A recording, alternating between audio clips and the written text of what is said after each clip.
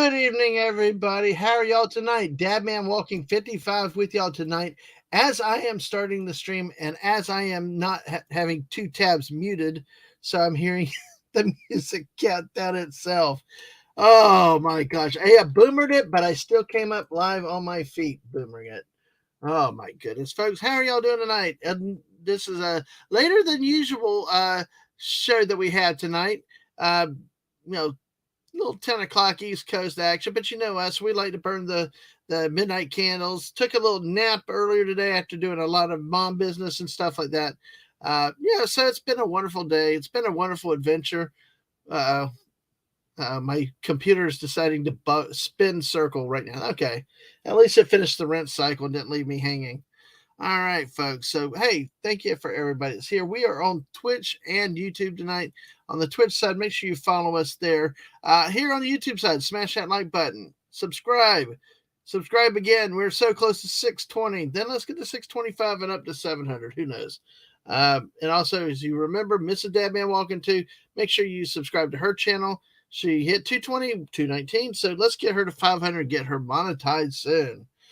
So, but before we introduce the chat, because I cannot introduce the chat fairly without this guest of the guest tonight for her third time on the channel here. And I've been bugging the fire out of her to get her on one of our late night squirrel chasing streams with us, with Hungry Boy and Dave C and JT Kirk and Lisa and others. This is a person I'm really proud to call friend and does not take the word friend lightly. This person is an amazing human being, a wonderful entertainer as well, very well outspoken, smart, and one hell of a author, because I don't read stuff just very easily or want to easily, but I've been bugging the crap out of her about when the new full volume of her next book is coming out. Not only that, this is the voice you want around. You know, she really has the voice for ads and everything else. She's got great sound effects. She's like Michael Winslow, but even better than Michael Winslow, if you know, from Police Academy 4. Well, let's no further drag this out, because I can't wait to see how she does some of the introductions to some of you great people out there. But hey, it's my friend, your friend, the one and the only, the co-host of Saturday Night Star Trek, the only place to go for your real Star Trek. It's the co-host of the Clubhouse on Thursday nights. It's the great Raquel R.M. Briggs. Hello. Hello. How are you tonight? I'm terrific. How are you? I am fine. I'm getting more excited now that you're here, now that we're live. All the energy's kicked up and ready to go. Have a good time. Everybody out there, hit the like button, share out the stream with everybody, bombard Twitter. Let's bring 4,000 people in here and really sell Raquel's book big time tonight. Oh, that's so kind of you, and what a warm welcome. You are such a generous and kind friend. Well, and thank you so much for your kind words and for supporting my stories, supporting my work, and just for all of our conversations behind the scenes. It's just you're a really terrific person, and I just want you to know how much I appreciate you. Well, thank you. And that's really, too, like you said, it's those conversations with anybody and everybody around. It's the behind the scenes. It's the things people don't see. That's where real friendships and real connections are made and where they grow and become deeper. And then just more than just superficial level contact. So, yeah. And of course, you come on with a complete. I'm like flummoxed. And like when I saw you pop up, I'm like, what the Hades is that? You mean my avatar? You never cease to surprise me. I thought we'd get cosplay or something else, but then you want to tell everybody what you got? I do have cosplay since the last time I was here, but my avatar tonight is actually brought to you by the amazing Gwagnar, and you all know him as Gwagnar. Believe it or not, that is an actual miniature version of my book, my first book, Science Fiction Tales. He made it teeny tiny so that the creature from the Black Lagoon could read it. Look, he even came with it. Gweg's here! Gweg! Wow. Yeah, so Gweg made that. Gweg is such a talented person. He is such a kind and talented person. Because of him, I have a Legion ring. So he's a very good friend, super funny guy, super talented person who makes terrific memes, has excellent reviews, and just is overall a spectacular human. Absolutely. Well, hey, we got so many great humans with us tonight. So, shall we say hello to them? Yeah, let's do it. I love that. Okay. First is our resident alien from outer space that claims European. Mr. Angel is here with us tonight. The chef. What you got cooking tonight, Mr. Angel? He and Lisa are the only two people I've said that if they made eggs, I would try them. That's quite the compliment coming from you. You don't like eggs. Oh, No embryos for Dad Man. No, not directly. Not directly. Now, I do know that they are a very key important component ingredient in things. Like when I made a cake for my mom recently, Yes. With the eggs had a different texture than another time I didn't have eggs, so we used applesauce. Oh, how did it turn out? It was good, but you could tell the texture there was a difference. It was, yeah, the texture wasn't there. I gotcha.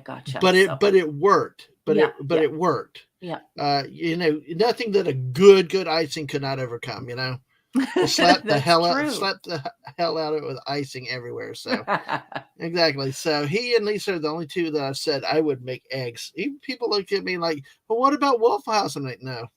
I love my Waffle House, but I go there. Believe it or not, I go to the Waffle House for chicken. They've got some great chicken biscuits. So that's not that odd to say, because chicken and waffles, they have a nice relationship. We got places down here that actually serve them with the big waffles, and they put like a whipped cream or whipped topping on with like strawberry drizzle. Oh, nice. And stuff. That and powdered sugar. So that sounds delicious. Yes, I know. Well, if you ever get down to Florida, we got plenty of places to take you around to eat. You'll gain 400 pounds. I got to get down there. I got to get down to Florida. You do. Yes, hang out with the Dad Man clan. Exactly. Yes, we got podcast. Absolutely. Live I would from love Florida. that. Yes, you're right. From a beach, even if you wanted to. Let's beach. I've done it, huh? Let's beach. All right. Yeah, the Missus and I've actually done a few of those over time. Now, I had done at one point earlier this year, I was doing some beach streams like at lunch, little like 10, 15, 20 minute short videos, but lives. But I got moved from a coastal city to inner Florida. So, yeah, it's not the same. No. Well, but, I mean, you're not far from water. I mean, Florida isn't that big. No, I've talked to the missus about we need to get together on a Saturday night, cruise out to the beach, and do a stream into the sunset one night on a Saturday. That would be, not only would that be romantic, you crazy kids. I just love the Dad Man clan. But I think that would be great to watch. It is. It would be. We would be looking east though, but with the sun going down behind us. But I tell you what, the sunsets in the Rockies were amazing up at Yellowstone. I kind of insisted to the missus a few times. She's like, "What?" I'm like, "We got to see." And they were some very amazing sunsets around the sulfur pits and stuff. We have to get you up here to Banff. I mean, it's just Banff, but I call it Banff or Jasper. Got to get you up here. Oh, up into Alberta? Mm-hmm. What did you call it? Banff? Yeah, I got to get you to Banff. It's a double F. Banff. Why is it called Banff? Well, we would have to look that up. I actually don't know the history of the name Banff. Well, as we're doing this, we can do research. We are known to multitask and go off on side trails. That's why, like I've said with our late night squirrel streams with Hungry Boy and all, one time it took Hungry and I 3 episodes to finally get breakfast cereals to a point we thought we covered it. Because you guys just fell down a rabbit hole. We kept bouncing everywhere. Yeah, and then next thing you know, like we look back at like in a 3-hour stream, we hit at least 25 different topics. So, all right, who's in the chat? Retro Nerd Girls here, Zach. Yeah, well, how's it going?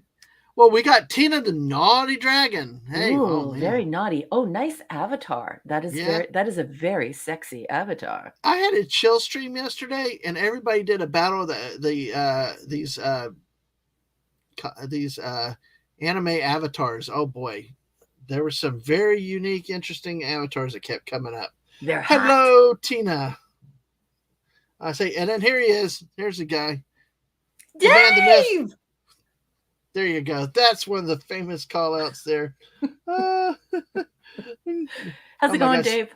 This is what we got in the chat. This is why I love it. So Tina tells Mr. Angel, so tell me, Miss Angel, did it hurt when you fell from heaven at my feet? We Oh get boy. some great conversation. So, and like she said hi to Dave. I had a friend named David, and he had ID stolen. Now he's just Dav.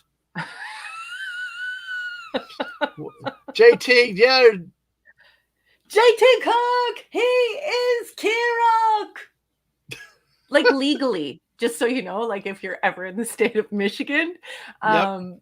I don't know, like 4 years ago, we just instead of JT Kirk, we just started calling him Kirok. I think I started it.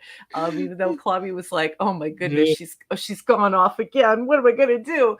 But JT Kirk got the Kirok license plate. So now I'm telling you, like, seriously, he's legally Kirok. So when you see him, you have to walk over to him and say, "You are Kirok!" You are Kirok, right? Yeah. Well, guess what? I will hopefully tomorrow night I should be on a stream. JT Kirk is one of my panelists for our Oh, that's great. Sports Weekly with Dadmans on Tuesday nights. Oh, he is so smart and funny and Oh, so he is. kind. I bet you have a great time with him. Oh, absolutely. And we're going to talk. And folks, don't judge us with just sports ball as just regular sports ball. Tomorrow night, we're going to be talking about the business, a little bit more of the business stuff, about some of the taxpayer votes that have not gone teams' ways, about professional teams relocating. Going to be a little more in depth. So don't think it's just sports in the truest sense. We're actually going to hit some of the deeper issues with it.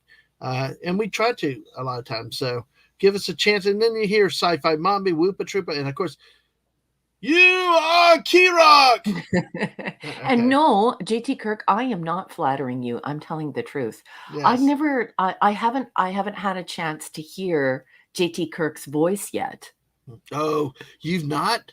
I've never heard his voice. He got wee. I think Dave wants. Let's put it this way. You know me, I'm learning my way. I'm a Star Wars ping bang pew pew guy, right? Right. I'm bridging the gap and I'm learning. Well, one night, and honestly, I've seen Rathacon only once. Okay. And honestly, it was different for me. And I kind of reacted very like, it was okay. You were kind of meh? Man, well, JT was on the stream at the moment, and he actually came on camera. Oh, wow. To address me. He's like, Dad, man, we got to talk. So I'm going to go back and watch Con again. So yeah. For you. Well, oh my gosh. I know him in real life because we're connected through LinkedIn. So like the great thing about JT Kirk is I've known him for so long. I think he won either 1 or 2 prizes through Saturday Night Star Trek. So I believe I emailed him some crazy socks.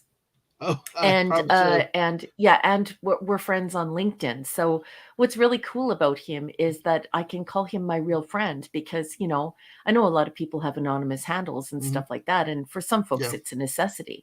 But I really know JT Kirk, Kirok, and he's a terrific person. But I haven't heard his voice yet. Well, Dave, listen tomorrow night. You'll hear his voice, and Dave C says that you rock.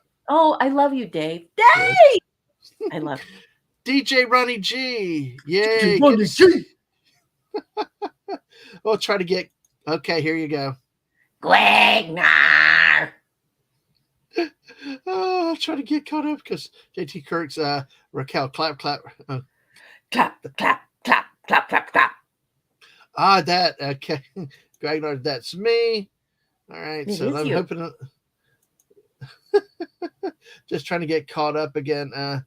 JT said I'll eat the omelet and can eat the clam pizza. There you go. Ooh, I can deal with nasty. That. And that's an inside joke amongst all of us, like our friends. There are about 300 of us in a Star Trek group, and it's geeks and nerds. And we have this friend of ours named Mark D with a C. Yeah. And he eats clam pizza. So like nasty sea tongues. have you ever watched clams on a beach? Like when they come up Yeah. from the sand and they spit sand? I mean, they look just terrible. They look like a human I body part, first I of will all. say I did sort of try it with a cheap pizza and a cheap can of clams. Ugh, It it it, it can work. I hate to admit it, gross. but I wouldn't want to. But I still No, owe Mark to. Mark's gonna buy me a real good clam pizza, so I'm gonna try it once. nasty. I don't know how he eats that. I It don't looks either. so grody. Grody to the max, man. Gag me with a spoon. Bring back the 80s. Yes. Tina's like, how can you not like eggs? Because my mom cooked the hell out of it making potato salad as I grew up, so it all smelled like sulfur. And so the smell, Oh, so yes, I get this it. I get it. it just stays with me. And hello to Retro Nerd Girl. Hey, Howdy. how are you? Good to So good to see you. see you. Yeah, sorry that I'm taking forever going through the chat. We're just having to. This is what happened. The first time I had you on, we came on and talked specifically about your book. We spent the whole first hour talking about writing in general. Then we got to your book for another hour. Then about two and a half hours later, we were on food and stuff still. Yeah, but I like that about you. You want to know why? Why It's is that? because I don't know, like whenever I'm in one of these chats, like I've been doing this now with Clubby for 4 years. And I think the year before that, I was hanging around with Drew and the Supreme Heretic. And so, Yes. like, there are a lot of people around here who are my friends. And so, I do like the fact that when someone walks into a room, I like podcasting with people who acknowledge the people who have walked in the room because Mm-hmm. that's actually how I feel about being here. I feel like we're in a room together and a bunch of our friends just walked in. Yeah, And exactly. so I love people who people like Claudia and people like you who take the time to go, hey, guess who just walked in the room? What's going on with you? Because I mean, I feel like that's why we're all here. We're all here because we like hanging out and we like talking, we like shooting the bull. We like Well, talking about all the things we love. I'll tell you what, I like it because I get encouragement and strength from these guys that come in and appear in the chat that come in and crack jokes and Yeah. everything else. I mean, that's why I do this is to kind of get an escape away. My wife, Mrs. told me a long time ago, get a hobby. Well, We're your I hobby. did. She's like, dang, you got to stream again. I'm like, you told me to get a hobby. So, well, I just can't. And see, when I see these people, it gets reassuring, gets going. And then, that's why sometimes, like with our late nights with Hungry Boy, we've looked up, it's 5 hours later, Yeah. and it's just like, and I don't care. It's 3 or 4 in the morning and I got to get up and work in 2 hours. I'll do it because, just like, as I can. Oh, by the way, you mentioned Drew Supreme Heretic there. Yeah. Uh, Yeah. I do want to get back to how we met for the first time.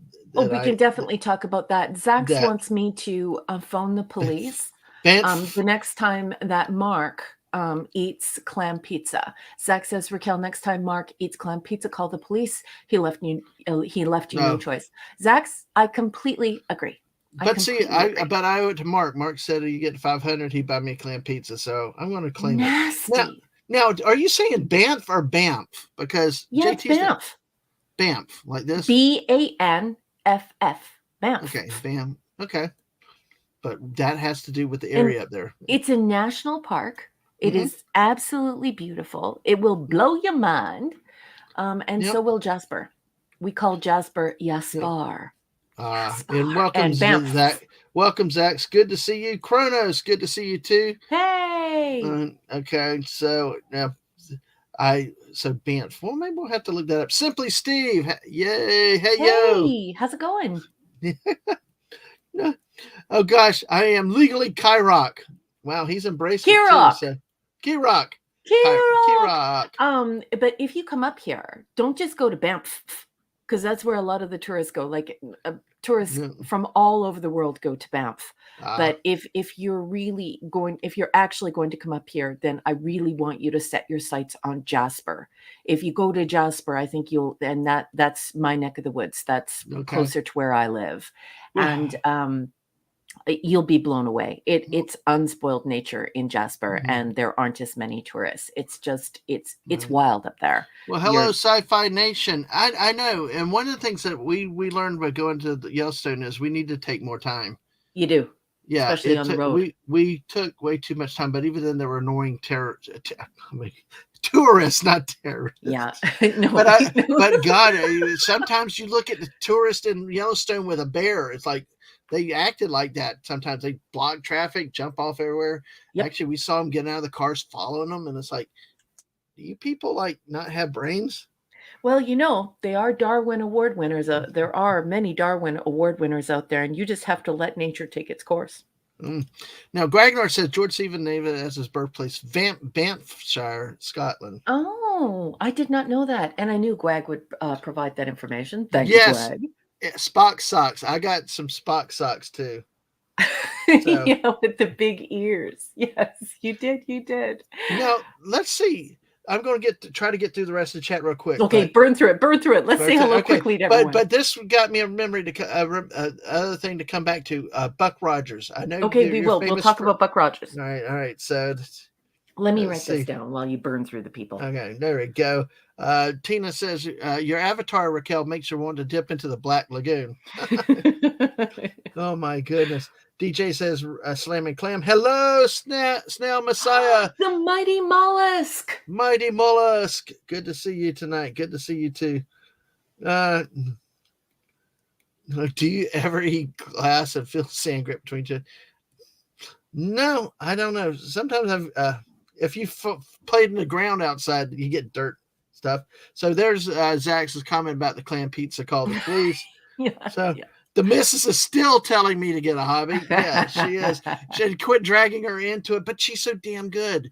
She's so natural at this. The missus is. So JT, if you don't mind, put the missus link in there for me. So if y'all have not done it, go subscribe to the missus. She does a show every. Which?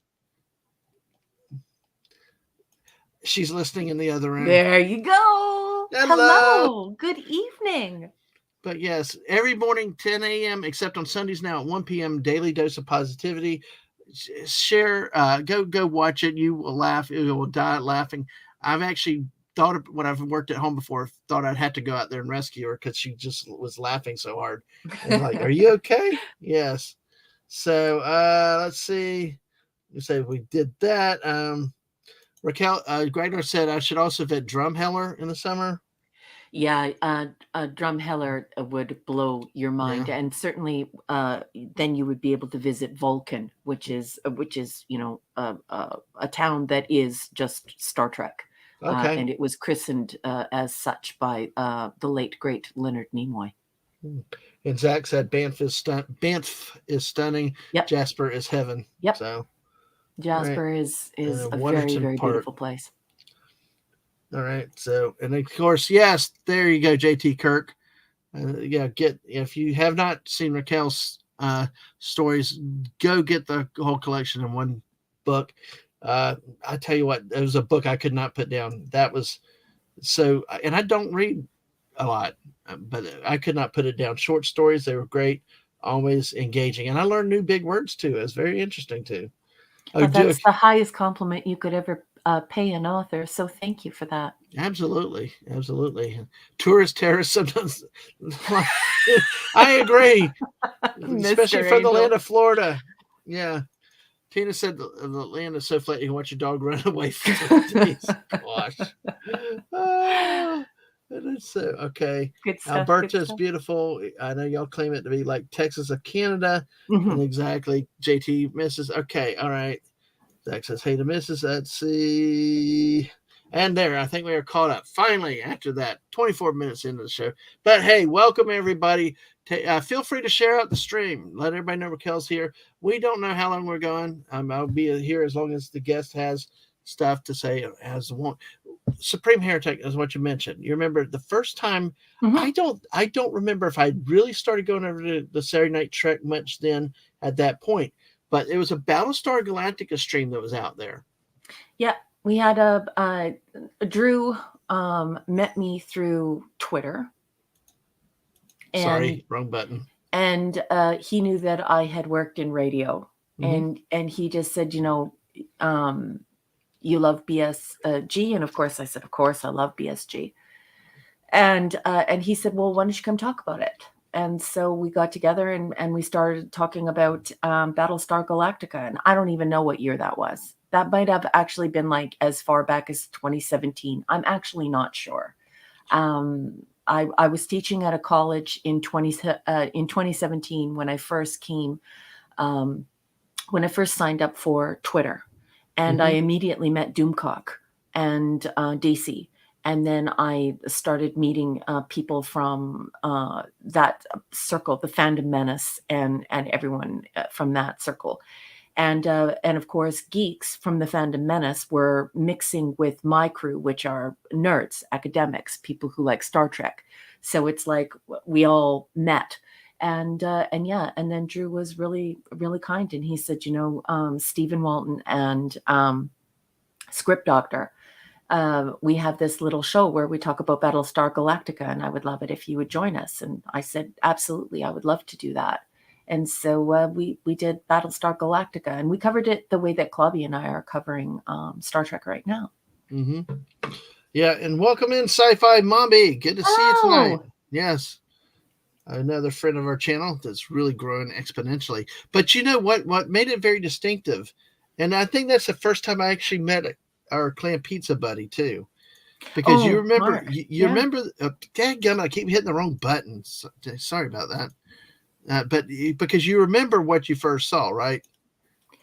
Yeah, your tiki guy. Yes, the Trilogy of Terror doll. And I was like, because I remember it was like, you just were like, stop, excuse me, what is this?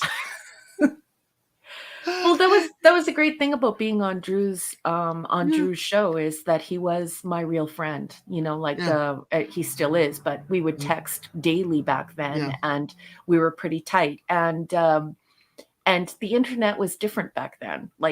Around that time, it was actually a pretty hostile environment. You had to be careful of every single thing that you said, or you could be viciously attacked. And it was actually quite frightening back then. But hanging around with Drew and the crew, I just had a great time, and then like-minded people, we just all started to come together, and people from Star Wars and people from Star Trek and people from BSG, we all just started mixing, and it was super cool. But your avatar scared the crap out of me. I know, you stopped the whole stream, and like, what is this? And then Mark D with a C, Trilogy of Terror, the Zuni doll. It's like, dadgummit, that was my first experience with Mark too. Like, man, this guy knows all kinds of strange stuff. But hey, it was dadgummit, I keep hitting the wrong button, Raquel. Sorry about that. That's okay. I don't think anybody minds. I think most people just listen in like it's a radio program. Actually, I tell you, I think what I need to do is show this on solo layout to get so everybody can see your avatar in a little more. That is some nice work, Gwagnar. Gwagnar is the best. He actually did a meme about a week ago that the folks who run my my fan page on Facebook. I'm not on Facebook. I don't like Facebook very much. So I unjoined Facebook, I don't know, like 15 years ago. Yeah, I'm amazed with the detail in the book itself. The book. So he makes amazing memes, and the folks on my fan page on Facebook actually put up his memes because everyone just loves his memes. Yep, exactly. It's like me. I love the sports community too, but the toxic parts of everything. Life's too short. I got enough crap going on in my background and other stuff that, So even places I agree with normally, I'd try to stay away from if it's not the right environment, the right type of thing. Because let's come together and laugh. There's enough time to yell and scream and everything else. So sometimes it can get pretty intense, right? Well, I know. That's why sometimes I like to be in the odd guy. B from O, hello, B from O. Good that you're in. Please tell S that hello and our love from us too. Okay, tonight down there. So, but it's like that's why sometimes I have the odd takes a little bit. I'm not so hard on Marvels or some of the other shows and that others might. I'm actually one that will defend Ghostbusters 2016 to a point. Because I like having my own thoughts and my own opinions. Now, I will say my only caveat on Ghostbusters 2016 is I can't defend it after the director and the actresses did what they did. in the public. Well, I don't call that public relations. I call that public destruction tour. It's like when you go out to go after the fans like they did. That didn't help. Mhm. So, but yeah, it's just kind of cool. To find places where you can go, you can get your voice, you can say what you want to, and be free to do it. Yeah. Because wouldn't the world be so boring if everybody just said the same thing all the time? Yeah. Well, I think the nerd culture and the geek culture, those being two distinct groups, they're discrete groups. I've learned so many things from the geek community. Nerds are more, academically inclined.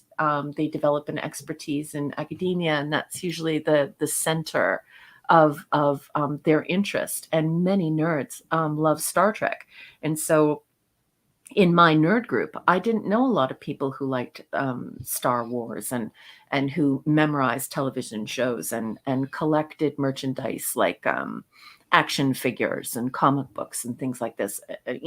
I had never even read a comic book in my life until I met Clobby, because I was in university and I was reading classics and reading academic materials. So it's been a wild ride. There are sometimes where you meet, you meet a nerd, a geek online, and they've memorized an entire show, like an Yeah, entire show. So the fact that they just know so much about mm, film, they know so much yeah. about merchandise, they know so much about toys. The geek community is they're super cool people. Yes, definitely. And it's so funny that it can slip up onto you. You don't realize you're in either one of the communities, and until yeah, you just sit there, start memorizing movies. The next thing you know, well, yeah, you really do fit into what this group or that group or something else. But that's also one of the other things is I did not realize there were these distinctions like between nerd and geek, Hmm. or one of the other biggest ones that are out there, sci-fi, science fiction, science fantasy. Yeah, You know, yeah. because see, I'd always looked at Star Wars as science fiction. Well, I also then open up to everybody that's sci-fi. They're like, well, let me tell you. Yeah, that's the great thing about the internet, though, is that all of these digital tribes, all of these little groups, have met, and we're learning about one another's genres and the things we like, and the things we don't like, and the things that draw us together, and the things that we have in common, and the things that we don't have in common. And like I said, it's been a wild ride. I love hanging out with geeks. I mean, I'm a nerd. I have been a nerd my whole life, and it's super important for me to say that, because I don't like the fake geek people. Mm-hmm. I don't know the name of every single episode of this television show, and I don't know anything about the different ways that you can collect action figures. I don't know everything about comics. Like I said, I'd never even read one. But as far as Star Trek goes, Star Trek is my life, and certainly science fiction is very important to me, and so is literature and communications and technology from an academic perspective. And Mm-hmm. so, yeah, it has been interesting, and it's been a lot of fun. See, uh, uh, this is a comment by Tina down here. And hey, Jerry Minoza, good to see you tonight. Hello, Uh, uh, Max. Maxima. Okay. Maximum Redstone. See, I refuse to say that because that's your trademark thing to me. Because I know, but you that is all you right there, Max. Good to see you. You're I invading like from the giving ocean. people nicknames because, well, the psychology behind nicknames is affection. So the Hmm. more nicknames you have for folks, the more affection you have for them. It's a demonstration of having Hmm. affinity for another person. So I'm definitely somebody who likes to give out nicknames when I meet special people, and Do, yeah. do you know that I do want to come back to what Tina said right here, but to the nickname thing, the whole Dadman Clan thing has traversed the internet. Sorry about that. Is that No, okay? no, it's okay. It's okay. It's just like it just was like it's very touching and honor. I mean, I got Brandon the anime guy always referring to the Dad Man Clan. Way Nation also Dad Man Clan. Others do it all the time, and it's like I'm just sitting here. All this started with Raquel. Like just You want to know I how love I it. got that name for you? Is Sure. that I met you, but I met you behind the scenes, and you were very kind. And I realized that you were a genuine person. You weren't a creepo, and you had a great heart. And so one of the first things we started talking about privately is your offspring and your wife. And so I felt really honored that someone would, humble brag about his kids and Hmm. humble brag about his wife and just have so much love for his family. And so it was like, I have this really great friend and he's a part of this beautiful family. And then the hysterical photographs that you would show me, sometimes I Hmm. was just roaring with laughter, especially when we were sharing that when you were sharing the unicorn ice cream. Yes. And so whenever you would walk in the room, I knew that your family was in the background. And I just thought, I have to say hello to everyone. That whole Exactly. family, they're just those are great people. So whenever you walked into the room and everybody was like, Dad Man 55, I was like, Dad Man Clan. Oh, that's so cool.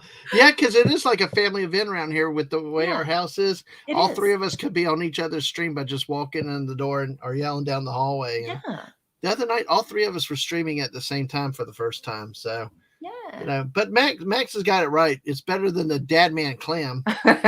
Yeah, you don't want that. You don't want that. No, no. I do want to go back to Dotina. This is a really nice point here. She said, "Being a daddy's girl, my father and I bonded over sci-fi. He was a pop culture, her pop culture guru."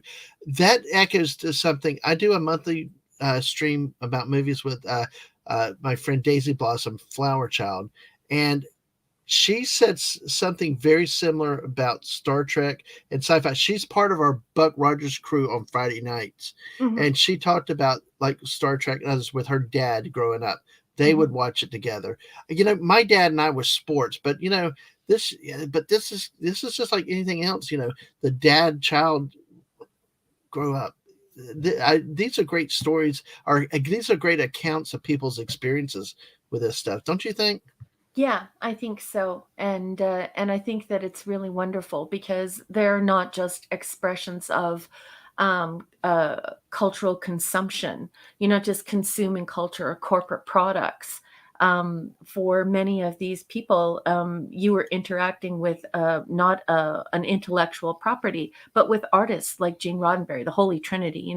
Gene L. Kuhn, Dorothy Fontana, and Gene Roddenberry, and you were sitting around with your dad or your mom or your family members. And so there were all these things tangled into that fandom isn't just, like I said, consumption. It's not just the way that it is now. We have these heartless commodities. We have these corporate products that we're supposed to be consuming.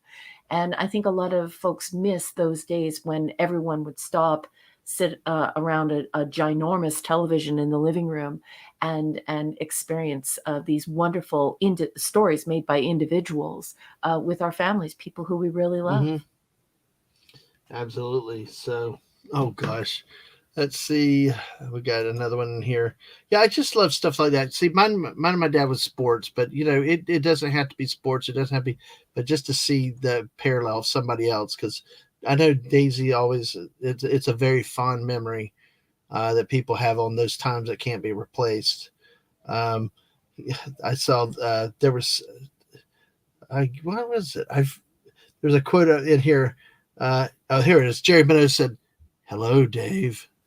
oh, oh Hello, God. Dave. Oh, there you go. Oh, Isaac Asimov, Michael Crichton. Thank you for reminding me of Asimov. We're like I said, we're looking at Buck Rogers on Friday nights with J.T. Kirk, Hungry, Right. and Daisy. But the season 2 was quite interesting with Admiral Asimov. JT Kirk still will refuse to call him Admiral Asimov. He calls him Admiral Adama, I think, just on principle. It's like, but what about Buck Rogers in 25th Century to you? Did you ever get into it much? And how does it fit in the sci-fi world compared to something like Star Trek? Well, I watched Buck Rogers. Well, first I have to say I'm Canadian Hmm. because that's super important. I watched Buck Rogers, what, like 45 years ago, 50 years ago? It's 40, probably about 45. It Well, was 40, about, 45 years ago? Yeah. yeah. So that's the last time I watched Buck Rogers. And if you try and get Buck Rogers in Canada, of course you can't. So even if you wanted to rent it, you Mm, can't. It's not available here. And some people always go, "Oh, what?" And then they immediately go and check, and then they're like, "Wow, you can't." And mhm, so I haven't watched Buck Rogers uh, for 45 years. mm, But when it was on, I loved it. yeah, I thought it was yeah. terrific.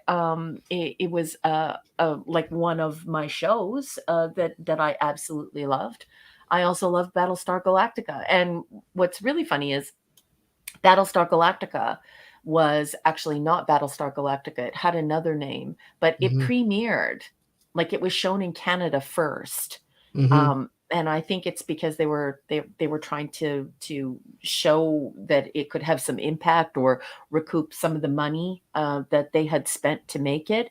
But it was actually shown here first. But once again, that's not available to me. So Oh, even if I really? wanted Wow. to watch like Blood and Chrome, um, if I wanted to watch, well, I we did have Caprica for a while, and of course we Hmm. had the miniseries. But if you Right. want to watch original BSG, you can't, Right. and you can't even buy it. You would have to go on Google Mm, and look it up and see if you could get it on Amazon and bring it in on DVD or Blu-ray. But there's right. no way that you can watch it here or buy it here. Yeah. So I should say that, Yep. and that's incredibly important to mention because of course Americans are Hmm. used to being able to have all this access to it and they're watching it all the time. Oh, It's yeah. important that people know I cannot. Yep.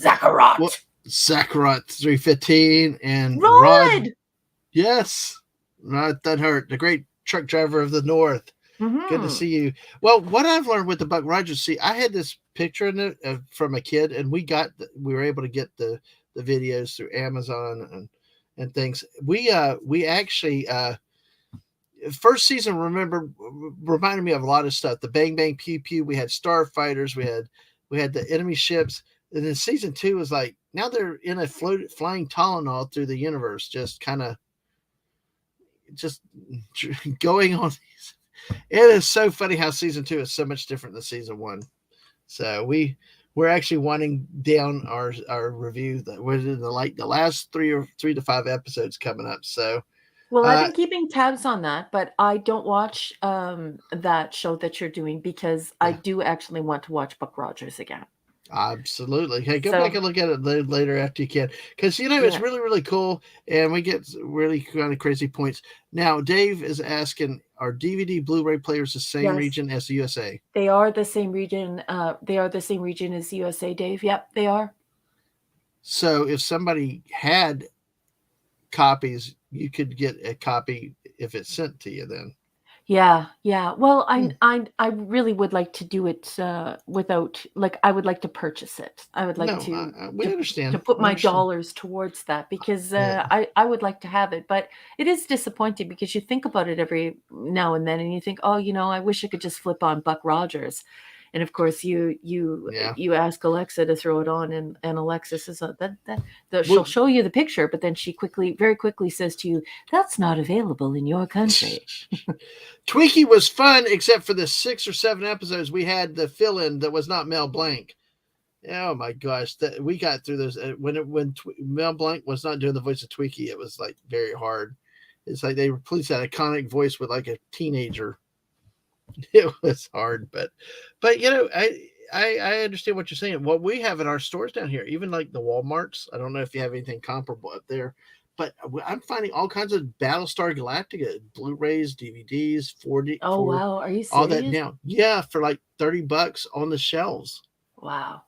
You Man. know, product. We've actually bought 2 sets of Battlestar Galactica last year, thinking, well, we better buy it in case we don't see it.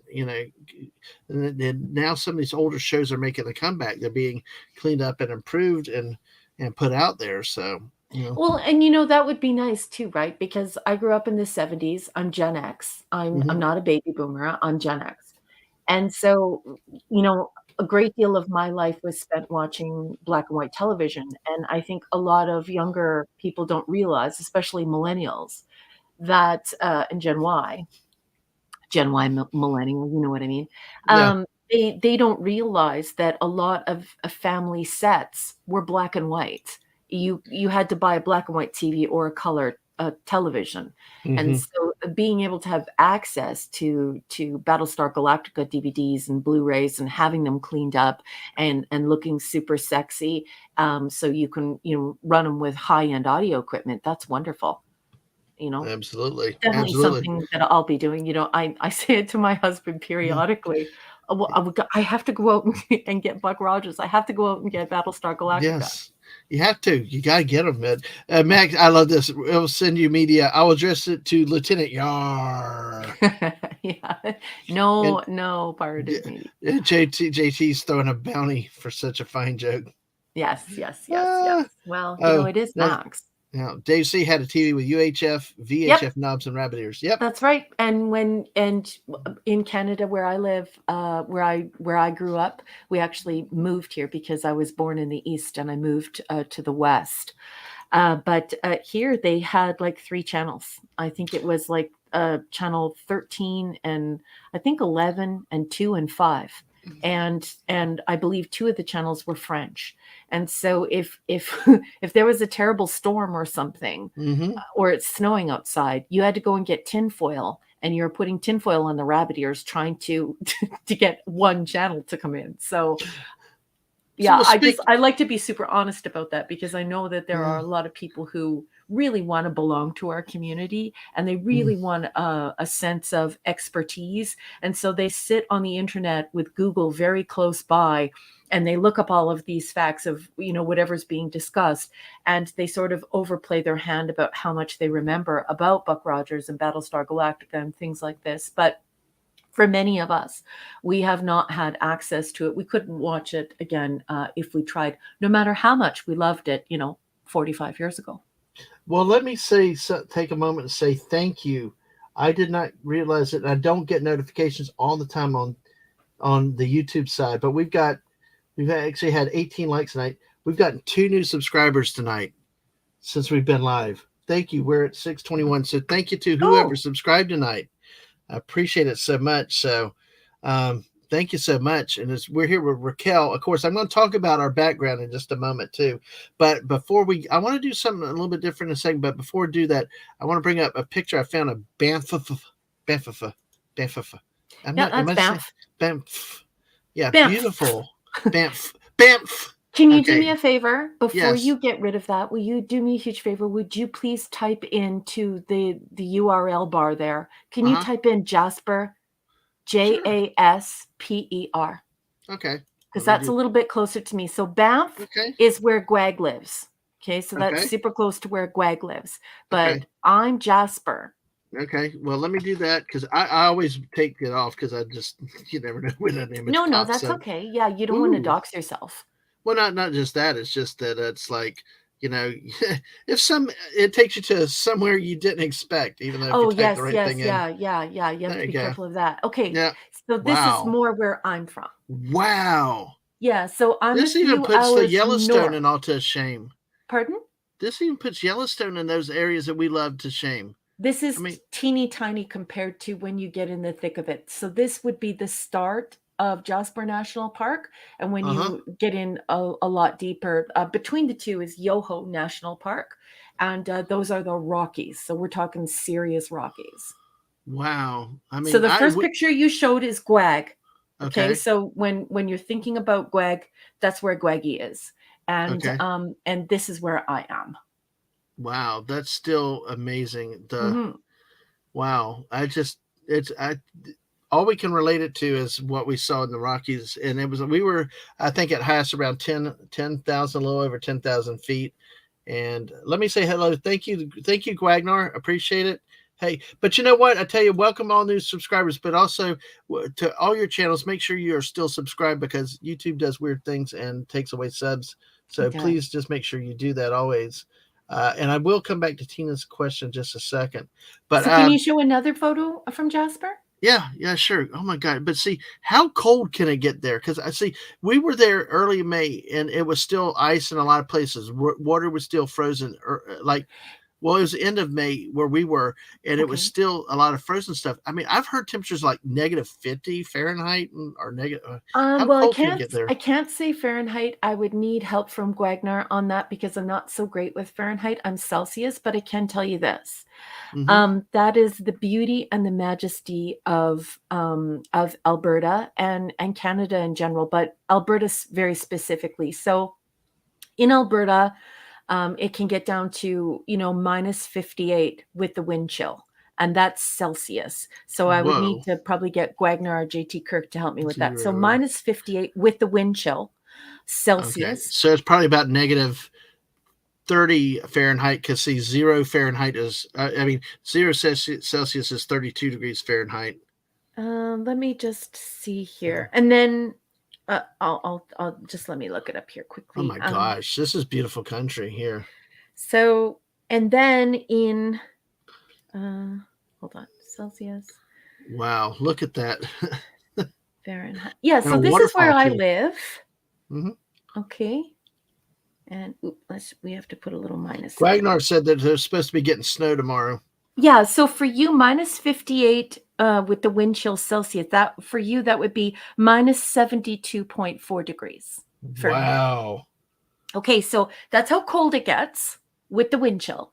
But Wow. with the humidex in the summertime, I think we were at 44, 42. Uh-huh. I would need to get Greg to back me up on that one, but I'm pretty sure it was 42 with the humidex. So Wow. and once again, that's Celsius. So I don't know what that is in Fahrenheit. I can look Yeah. that up, but But look at that beauty. I mean, just really the hot, you see the really rock cold. layers. It's just amazing. The rock layers and some of these areas the snow never melts because of the elevation. It's just beautiful country you have up there. Do y'all have any really big towns or cities or Yes. So Alberta has two major cities, and they're both wonderful, Calgary and Edmonton. I don't live in either uh Edmonton or Calgary, but yeah, both of those cities are substantial and both are quite beautiful. wow. That I've heard of both also. Of course, sports because of sports, but yeah, it's and the waters. Looks like y'all have wonderful bodies of water up there. Yeah, in the west, but Alberta is landlocked. So Mm. unless you're going to the mountains, Well, I they're mean, yeah, like some of these lakes, these rivers. Yeah, yeah, really for sure. nice. Yeah. So, in Canada, it can get quite hot, especially in Osoyoos and other areas. And like I said, I think the record last year was like plus 44 in some areas of British Columbia, and I think in cities and a couple of southern cities. Anyways, it was really bad because of the wildfires. Oh So God, yeah, look at so JT. JT's throwing in a hockey. This is what makes JT so great. He's so balanced. He trans he transmutes between all these groups and communities. he does. Yeah, we claim him for both nerd and geek. There you Yeah, go. and Gwaggy lives by the Bow River. That's correct. Yeah. Now, yeah, Jerry Minoz is making a comment. He mentioned he couldn't believe earlier that Lucille Ball would appear. It was kind of stunning that even Lucille Ball made an appearance on Star Trek. So, and JT says that it's cold for me at positive 72 degrees down in Florida. I, I tell you, I miss the 72s. It got hot today. It was in the 80s today, and it was hot. So, yeah, it's just coming. Man, this is fascinating country. Yeah, I agree with you. That would definitely be uh, something to take a look at. So, Mhm. I mean, this is one. I don't know which town this is in, but it's Whistler's. There's a store around the corner. Because it reminds me of like some of the places like around Yellowstone that were down Mhm. in the flatter areas. You got the mountains around it, to the Mhm. towns down in the valleys. Yeah. Man, that is nice. Beautiful country. It Definitely is a a lot to be beautiful proud of. country. Yeah, I tell you, a lot to be proud of for that. So let me go back. We actually had when we're talking about TV real quick. Tina had asked to you, or had said, I'm a Canadian myself. Did you watch the Star Lost TV show from the early 70s? Yeah, I did. The Star Lost, that's the original name of Battlestar Galactica, isn't it, Tina? I don't remember, like, that's 45 years ago at least, but I'm pretty sure that that's what it was called, wasn't it? It was Star Lost, it wasn't Battlestar Galactica.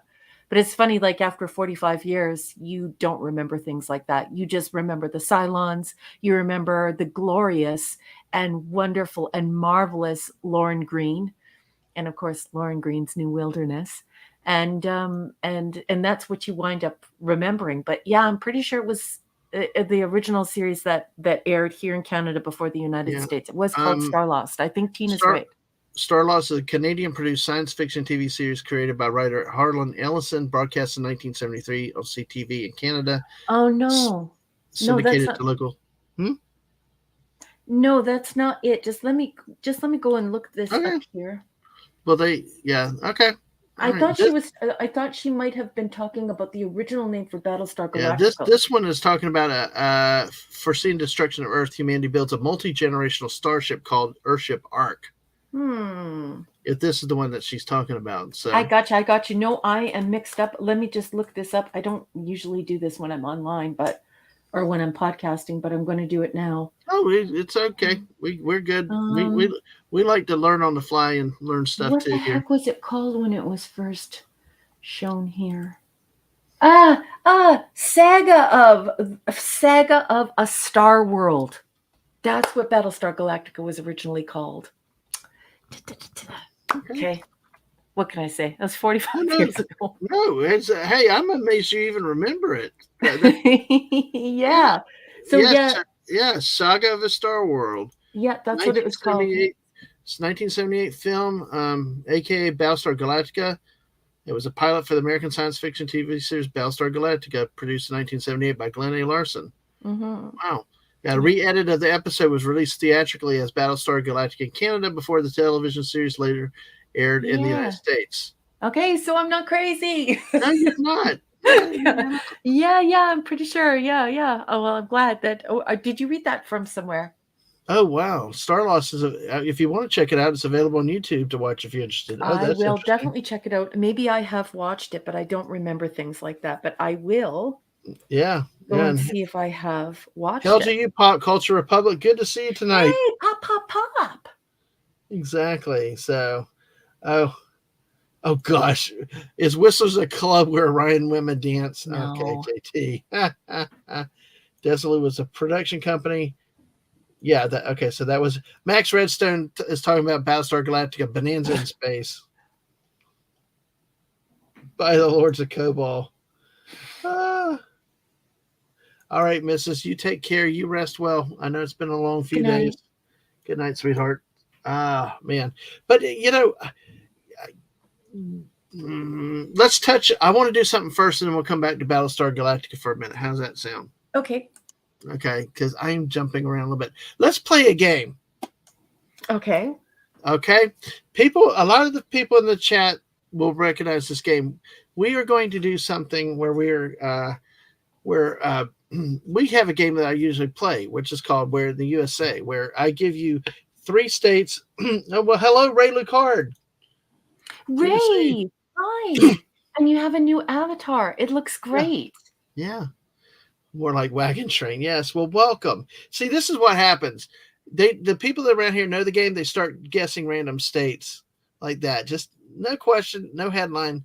So what I do is I give you three states. I read a news headline, then I give and then everybody, the panelists or the people in the chat, guess, what they think, what the answer should be. Okay. What the choice is. Okay. So basically, I'm doing. We also do a version called "Where in the World," which Okay. is just thank you. They keep answering chance. So what? Max Redstone, I love that answer. I love that answer because of my World War II history. Thank you. But we're going to call this "Where in the Commonwealth" in honor of you. Okay. Okay.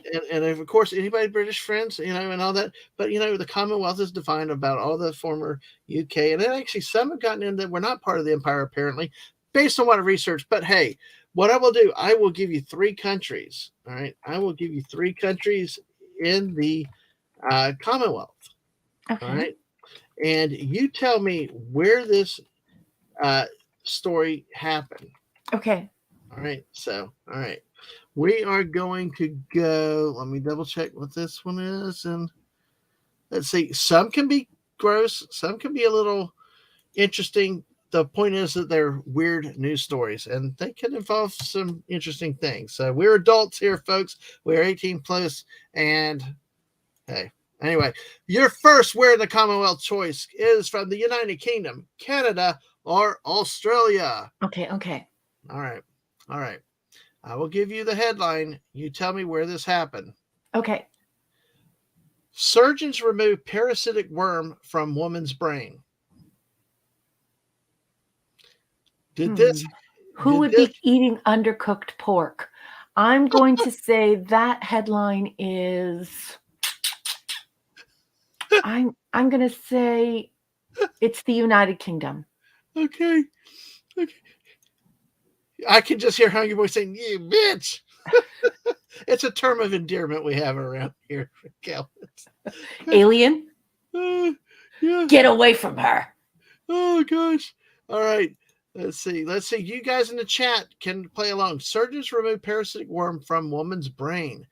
Mhm. Did this happen in the United Kingdom, Canada, or Australia?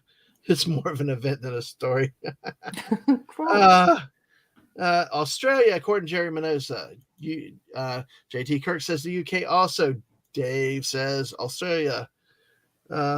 Max throws in randomly. This broadcast brought to you in part by the BBC Empire Service and moves that break into movie theaters for popcorn, which we have a lot of those stories, especially in Colorado. Tina says Australia complete with a kangaroo. Max says Australia. Rod's laughing, but says the UK. Mr. Angels said UK. Okay, so B from O heard the story, so he will not answer here. Okay. So I say Australia, and you. Ew. Thank you. You do that so much better than I do. Jerry's breaking out the popcorn and pizza. That's nice. B says he thinks the UK. All right. All right, let's go with the answer. So surgeons remove. Let me just make sure that nobody else has got an answer. Okay, the Guagnar, Australian, because everything is out to kill you. Yes. No, but this would probably be from undercooked pork. So where would you think? Like where would people eat undercooked pork? I'm thinking UK. Okay. All right. Well, we will go ahead and go with the here we go. Let's see. Surgeon remove parasitic worm from Australian woman's brain. Australia. Grody. Yep. So was it a tapeworm? Was I right? Like what kind of parasite is it? Well, it's a parasitic worm normally hosted by a carpet python, had been removed from the brain of an Australian woman. Sick. Basically, a neurosurgeon was performing a biopsy in the patient's skull when she plucked out an 8-centimeter wriggling worm. That is so sick. I'm gonna yerf. I'm so sorry. I thought for sure that it was a tapeworm, and I thought it would be from pork. Next question, I'm going to ask some details. Okay, well, we go through the rest of the story a little bit here. They were investigating. The woman was experiencing mystery symptoms, so they were checking it out, and they pulled out a parasite with a forceps. The doctor thought, "What is that? Doesn't make sense, but it's alive and moving." It continued to move with vigor. We all felt a bit sick. The creature was the larva of an Australian native roundworm, not previously known to be a human parasite, named Ophidoscaris robertsi. Also known as... The worms are commonly found in carpet pythons. Sick. So if you're ever near a carpet python. Yeah. No, no. Yeah. That's a no. No. See, another person is infectious diseases doctor there said they were on duty in the hospital when they just got a call saying, "We've got a patient with an infection problem. We just removed the live worm from the patient's brain." So, wow. Wow.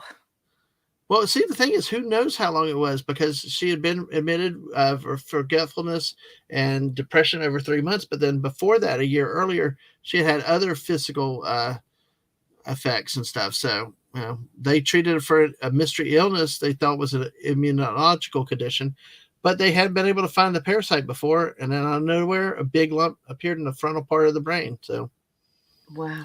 And it wow. wasn't even SETI alpha 5. Oh, gosh. No. That's about the cerebral cortex.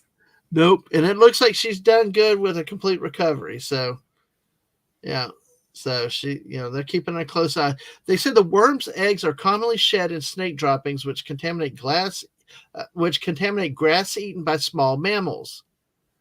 The life cycle continues as other snakes eat the mammals. So, and the woman lived near a carpet python habitat and forages for native vegetation called wargle greens to cook. Ah, that might be how, because she cooks the lotus, uses the local vegetation for food. While she had no direct contact with snakes, they hypothesized that she consumed the eggs from the vegetation or her contaminated hands. Oh my goodness. Wash your hands before you eat. Yeah. So, oh my gosh. I was busy reading this stuff. Oh gosh. Even Dave is even Dave!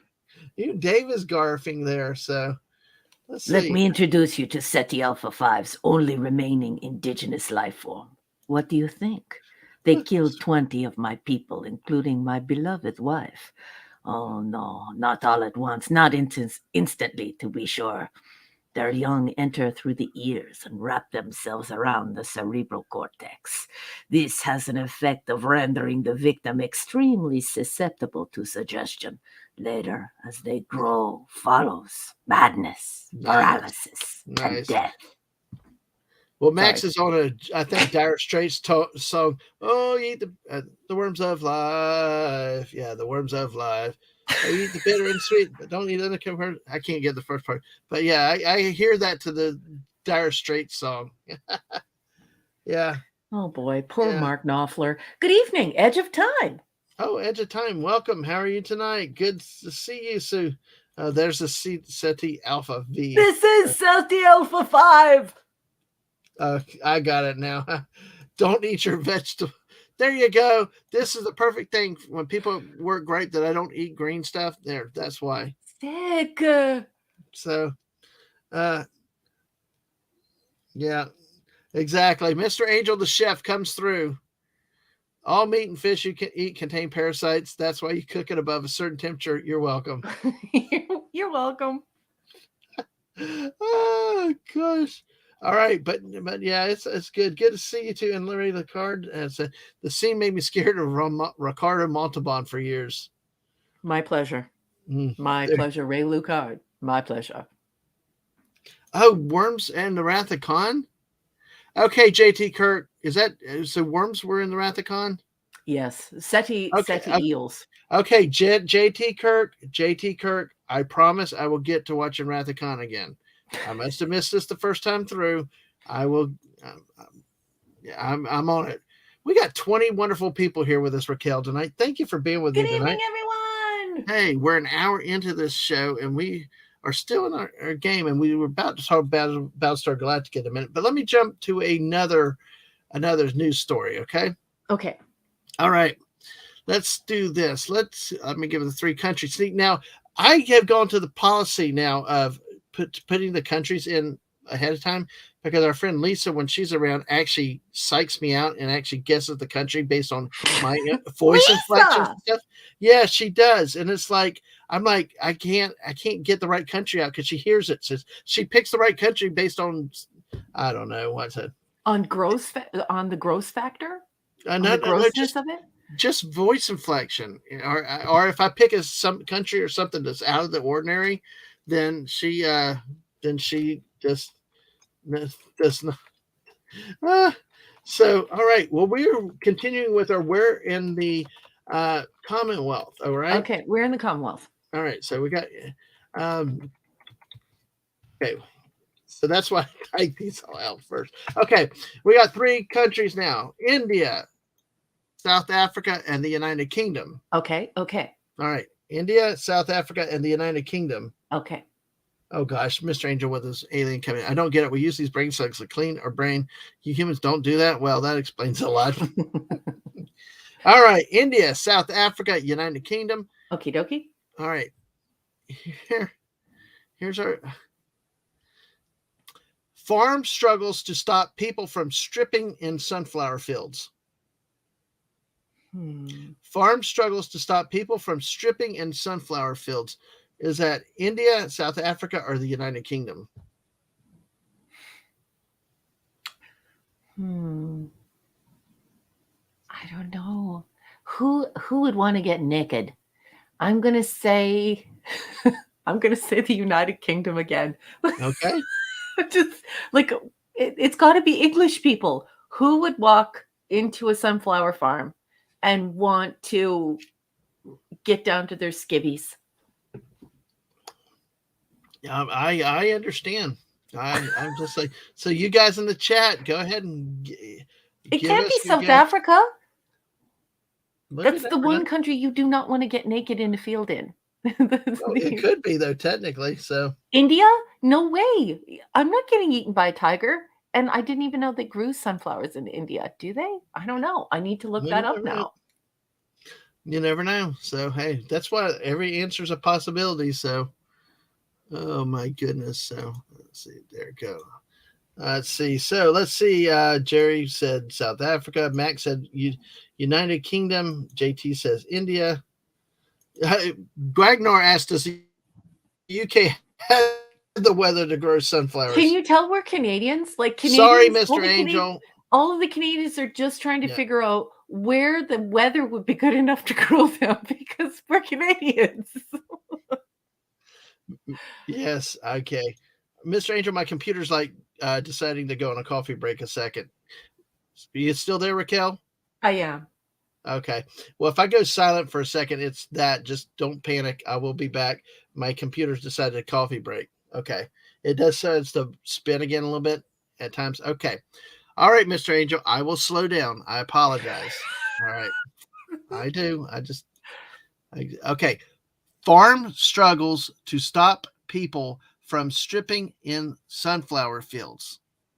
Farm struggles to stop people from stripping in sunflower fields. The choices here we have are India, South Africa, and the United Kingdom. Now, Max Redstone would say the Solomons or New Georgia. I love those choices. Dave says India. Pop Culture Republic says the United Kingdom. B from is that a sunflower seed in your bum, or are you just happy to see me? All right. See. Mr. Angel says sunflowers grow from cool to hot climates. They grow practically everywhere. So he's saying UK and Wales specifically. Well, because when you're thinking who would go to a field to get naked, it's got to be British people. Yeah, but not Wales, so. Because the Welsh aren't British, are they? Well, I'm afraid to answer that question these days. You never know. But yeah, let's see. Yeah, I'm taking a look at something that happened. Let's see. Just taking a look. All right. So, all right.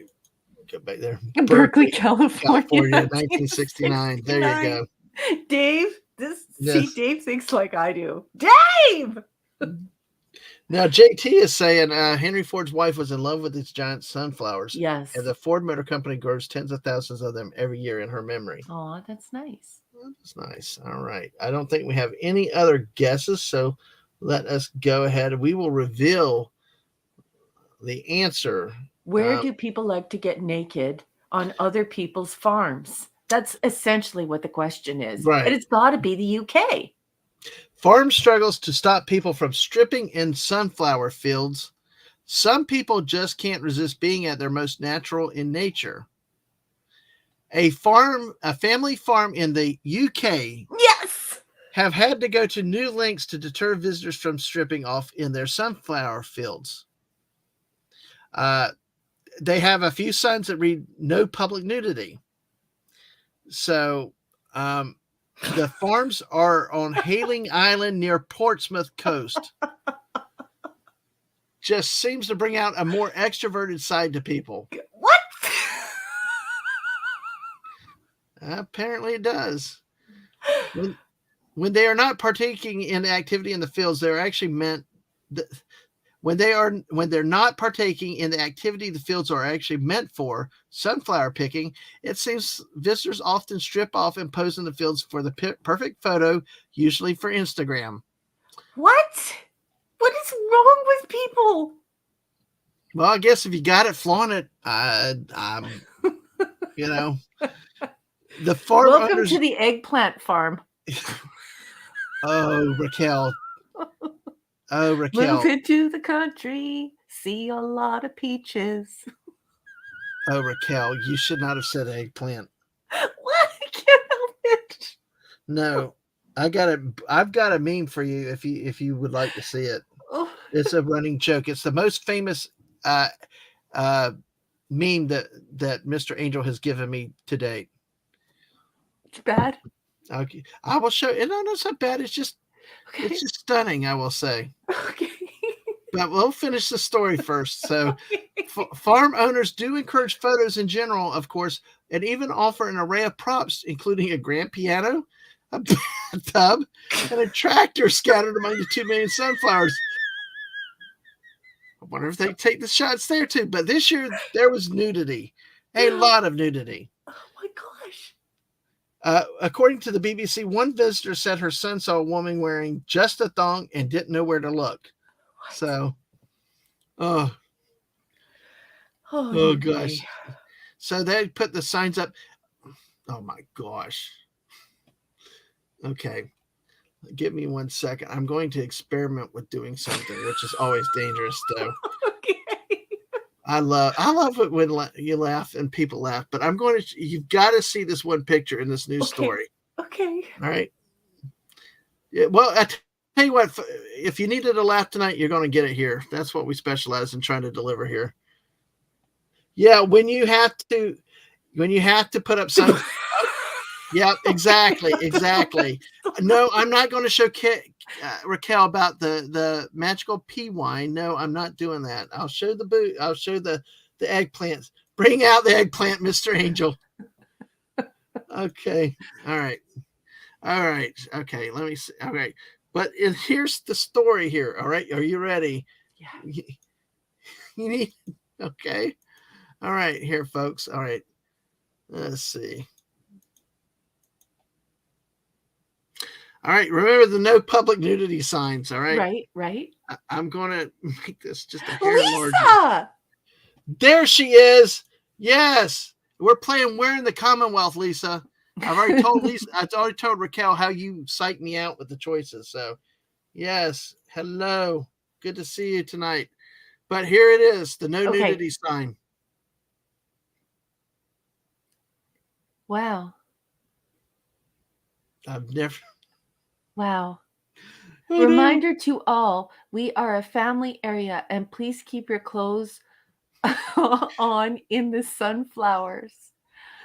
Oh, wow. I just I understand no nudity, but that is like oddly specific. That is just like I understand having fun, but that is just way too specific. It's like saying it's okay if you show your chesticles. But we do not want you to free anything that may be in your tighty whities. I'm like, what? Why? I'm still like, why? Why is this happening? Lisa just woke from a nap. Oh man, you gotta. I had a nap earlier tonight. I understand how that goes, but glad you could get in here. And Emily Gangadine is also here. Hello, oh dear Lord, not the eggplant. So the tighty whities, mm-hmm. That's a little specific. I agree with you. Very strange. It is. There's other ways to say keep your clothes on, but well, so so they post on Facebook in August. This last year. Yeah, this is from last year. Reminder to all: we are a family area, and please keep your clothes on in the sunflowers. They're quoted to say, we are having an increase of reports of naked photography taking place, and this must not happen during our public sessions. Please. Well, do they have private sessions? I'm thinking about that bathtub of the grand piano, but Stunning and brave Megatron. There, see the timing. Lisa comes in now. Stunning comes in right now about clothes are overrated. Stunning, good to see you. So, but yeah, it's a trend, fad, Instagramming, and all that stuff. Yep. So, oh my gosh, we got 22 people here tonight. Y'all are so awesome tonight. He did say that they said they've had a busy week and people have been very respectful of the plea for public nudity, but they have experienced an uptick in people requesting private photo shoots where they would be allowed to. So, wow. So, not that I would ever do something like that. Max just took out his Horgon. Ooh, what's a Horgon? You don't want to know. I don't. Oh, you don't want to know. All I can think of is a Gorgon, like on steroids or something. No, it's something really bad. Just forget about it. Okay. Whoa. Just it's something. It would be a way of letting people know that you needed pleasure on Risa. Oh, okay. I got you. Well, all right. We will move on along. Newest sun worshiper, totally gross. So totally gross. Yeah, it is gross. Commander Reich. Oh, plea for more. That can be arranged. Oh, what? Dad man walking, no boxers? No, apparently not there. So I think, Jerry, I actually think that if they would have gone the boxer route instead of the tidy whities, it would be less awkward. But I agree with Dad man. I think it's way too specific. It's weird. It's weird. It's like, yeah, it's like, no, I think Commander Riker told everybody to go do that in the sunflower fields. You know, he's the one guy that can jeopardize the whole enterprise by himself. So, all right, let's do one more story for now with this. All right. Brogu! So, oh, wow, Brogu. Sweetheart. Mwah, mwah, mwah. Oh God, B from O. Instead of children of the corn, it's children of the sunflowers. Oh yeah, because that's not creepy. B from O. Yeah, I won't go down that path tonight. But the other night I had a stream talking about all the movies for 40 years this year, the anniversaries of like 40 this year from 1984. Just a list of outstanding movies from 1984. I remember that with Children of the Corn. So. 1984 was a good year for movies. Exactly. Dave C said that made it look like they didn't want that. It's it looked like they want you to fertilize. That's exactly what it looks Yes, like. it did. Yes, it did. Oh, thank y'all for being here. Hit that like and oh gosh, you got the great Raquel Briggs. I tell you, I always love having you on because it is so much fun and the great chat. You guys are on fire out there tonight.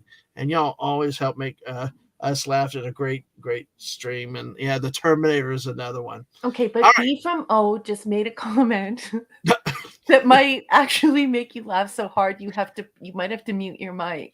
If you grow them, oh my God.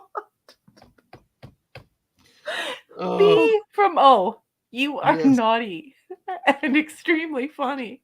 You have not seen Naughty yet tonight, my friend. That is definitely a Kevin Costner movie. Might be better than anything he's made lately. So, but hello.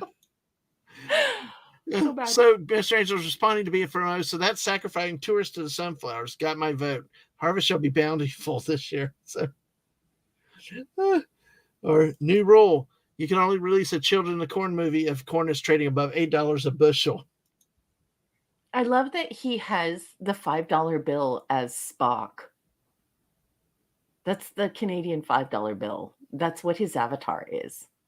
Oh, this one? Oh, Yeah, okay. that's what that is. That's the Canadian $5 bill. And they actually, the Canadian Mint had to actually like tell people to stop doing that and that it was a crime because he just looks so much like Spock that everyone was turning him into Spock. I want one So, of those so, $5 bills. I haven't seen one of them in a really long time. It's been so so the long. $5 bill is not Spock, but it looks close enough to where they can edit it to look like Spock. Yes, so everyone in Yeah. Canada, if they have an old $5 bill with, I think that's Laurier on the front of it. Yeah, I'm pretty sure it's Laurier. But yeah, they take out a pen and they just fill in the eyebrows and the ears Uh, and the sideburns. Of course, uh, Max's also has the delta on it. But yeah, that's a $5 bill. And they actually had to ask Canadian citizens to stop doing that to the or money. Gwagnar said that's probably why they changed the picture of the newer ones. It's true. I wouldn't doubt it. Is Laurier still on the Finner? Hmm?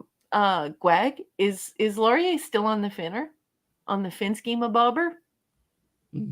I wonder if he is. Oh, So bad. Rod saying news story. Please stop spocking our $5 bills. Yes, exactly. Pretty much. Rod's not exaggerating. He's like, you know, it's a crime to deface the money. Oh gosh, yeah, even here in this country too. But gosh, you guys set it up just to. Oh my goodness. All right. Well, let's do. Let's see. Let's see. I've got. Let me see. I'm checking something real quick because I had another story. All right, let's do one more here with this. Okay. All right. We're going to go with this. We're in the Commonwealth. All right. It's Okay. what we're doing tonight. See, it's one night it took me 37 minutes to get from the headline to the revealed answer because we all went on a detour really crazy together. So it happens. So, all right. So we are going to go. Let's see. See, like I said, I can't say anything. I've got to put all three in together at once because Lisa's going to use some kind of weird logic. And if I do them one at a time as I'm thinking, she will use logic against me and figure everything out. I mean, it's like she's in my brain with this game. It's crazy, Raquel. It truly is. It's it's it's like so. All right. So let's see. Okay. So we go.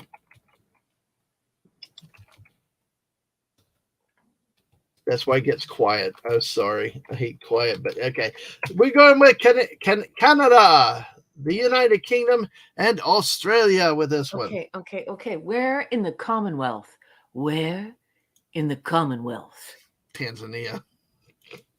Is Max Rice Tanzania in says, the Commonwealth still? let me Really? see. Let me see. It could be, actually. I've How got the many list of, countries are in the Commonwealth? 56 or 58? I think it's I've got the article. 56. I've got the article up here. I'm trying to make sense of it, though. I try not to Google when I podcast. I think it's Yeah. wrong because Yep. it ruins everything for everyone. If everyone's Yep. Googling, no one is Yep. remembering anything. But I'm pretty Yep. sure it's like 56. It's It might about be 56. 58. It's about 56, 58. But yeah, let's see. Tanzania is in it Yeah. since 1961. Yes. Yeah. So, 1961. but I already had that preloaded and ready for reference. So I try to do that sometimes so I don't Google and stuff actively. Um, is to actually, if I know I'm on a topic, have it ready for reference. But yeah. All right. So are you ready? Oh Yes. gosh, Mr. Angel Jedi meant mind trick him. The Djibouti. Where in the Commonwealth is Carmen San Diego? Where I, in the world is Carmen San Diego? My offspring used to watch that show. yes, I love that. And the band, the rockapella that did the theme song. Yes. Mm-hmm. All right. All All right, right. shoot, boss, shoot. All right. Airplane passenger fined for urinating in a cup. What? Oh my goodness, that cannot be a Canadian. Who would be so drunk that they would who would be so inebriated that they would go wee in a cup? Well, the plane would have to be really full. Oh, Mm-hmm. why would you wee in a cup? And it had to have been a dude. Please tell me it was a dude. Who is gonna wee in a cup? I don't know. It can't be Canada. It can't. It can't. It can't be Canada. Yeah, I'm gonna guess UK again. Yep. Okay, we got a couple UKs. Let me It's see. gotta be. It's gotta be. It's Okay. gotta be. All right. Well, let's see. Anybody Gerard else? Depardieu. Why did you just rando style name Gerard Depardieu? JT Kirk, Oh, Canada. GT Rod hates the stereotype. I hate stereotype, but so what's he saying? He's saying UK then, Yeah. Rod. Oh, but USA? No, US. No, it's we're in the Commonwealth. Has to Yeah, be a we're doing Commonwealth common. country. Yep, we're doing the 3 countries here that we got: Canada, United Kingdom, and Australia. But the case of Molson and Case of Molson and peeing in a cup. Yep. Oh, this is so fun. The new Mile High Club. No, it's the mile. It's the new yeah. It's the P High. It's the P High Club. Rod Thunderheart morphed that into a P card meme. Then Yeah. Okay. yeah. So All right. Rod says Okay. UK. I think All it's right. UK. All right. It looks like most people are saying UK. I think here for the most part. I was just trying to give another second. Except JT Kirk is going with Canada. I was just trying to see if JT. Tina, UK. Lisa said Australia Croc Dundee was wild. Crocodile Dundee was wild. Everyone's saying UK. Brogu, UK. Oh, my computer. Give me 1 second. I can't advance it. There we go. Not finally, a cup. That's not a P. This is a P. Brogu, UK. Gwagnar's gone Australia just because I have some Australian friends that might just do that. And Jerry said the US is not in this situation. Yes, UK. UK. All right. All right. Rod's laughing. Oh, there you go. Yeah. This is what you're. Can you voice that one? That's not a wee cup. That's a wee cup. There you go. I'm banned from using foreign languages. Well, that was more British than Australian, but well, I wasn't sure what he was saying. It's still better than what I'd come of. Because I've actually had people laughing and telling me to stop speaking French because they were going to wake their kids up in the other room. So I totally understand. It's okay. I brutalize French too, and French is an official language in Canada. You do not want to hear my English. Good day, mate. Jolly good old sir. How are you doing? Would you like a spot of tea? Yeah, that is pretty bad. I mean, I have. It was so bad. Ash told me it was so bad. Ash told me to stop. To stop doing it. He's like, just stop, please stop. You know. And I could do a pretty good Australian. I do like to make fun of them as much as I love them because when they say home, it sounds exactly like harm. I'm gonna go harm. Don't go harm. Don't harm anyone. Where are you going? No, don't go harm. I just want to go harm. No, you cannot harm. Anyway. Oh, good. It was so funny that it was like when people are like, please stop. And the missus are like, don't do that. Stop. You know? But Brogu like this. Can you pass me that cup, buddy? Yeah. Hey, just throw another wee cup on the bar. When you gotta go, you gotta go. Well, nope. Yeah. Well, the old story when I was a kid, did it outside of a church van window while I was moving down the road. What? Well, but the guy was a jerk. It was in the middle of Florida, nowhere, and he wouldn't pull over. And he's like, go out the window. So I'm like, at that age, I'm like, okay, I took you literally. Hey, I wasn't going to do it on myself, you know. So anyway, and like Dave C, he's learned no Irish. Oh, me Lucky Charms. They're magically delicious. No, please don't. I'm actually Irish, so if you do bad Irish accent. That's how bad. I know. Please don't. Don't do it.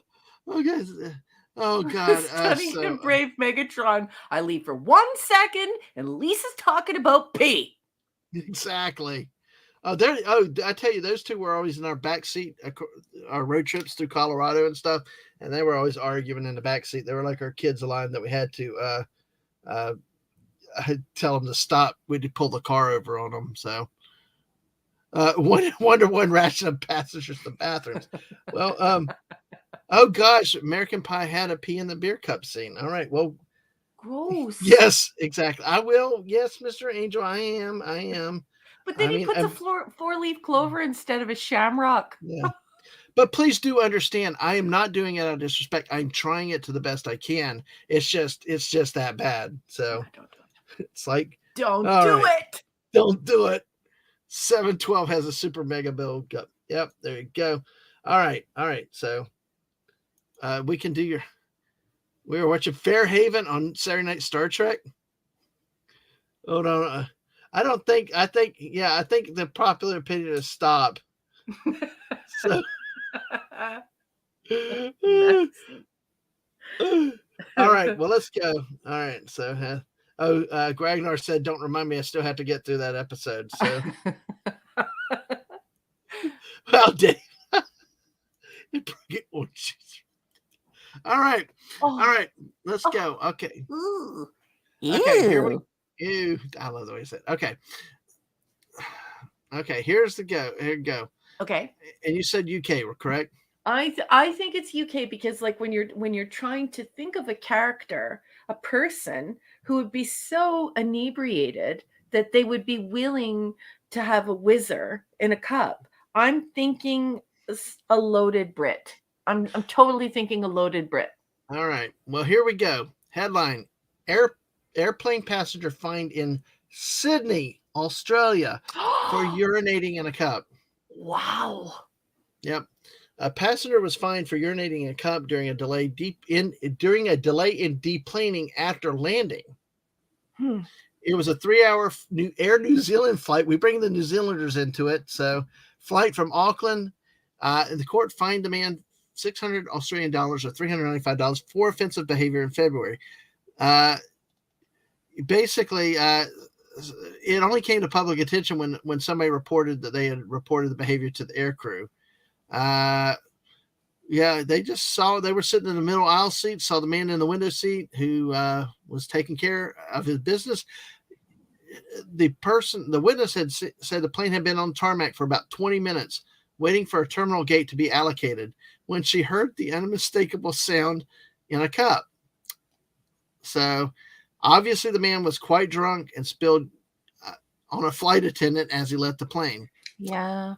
But see, that's the thing. A lot of people drink really heavy on a plane because a lot of people are quite frightened, like they have anxiety, right, on a plane. Yeah. But peeing in public, Yeah. that's a special thing, and I know it goes on a lot in the UK Yeah. after a good night of partying. Lisa's yippee, all that. So she got this one. You not so much. I know. He's charging at the death rate. All I'm saying. Thank you, Mr. Angel.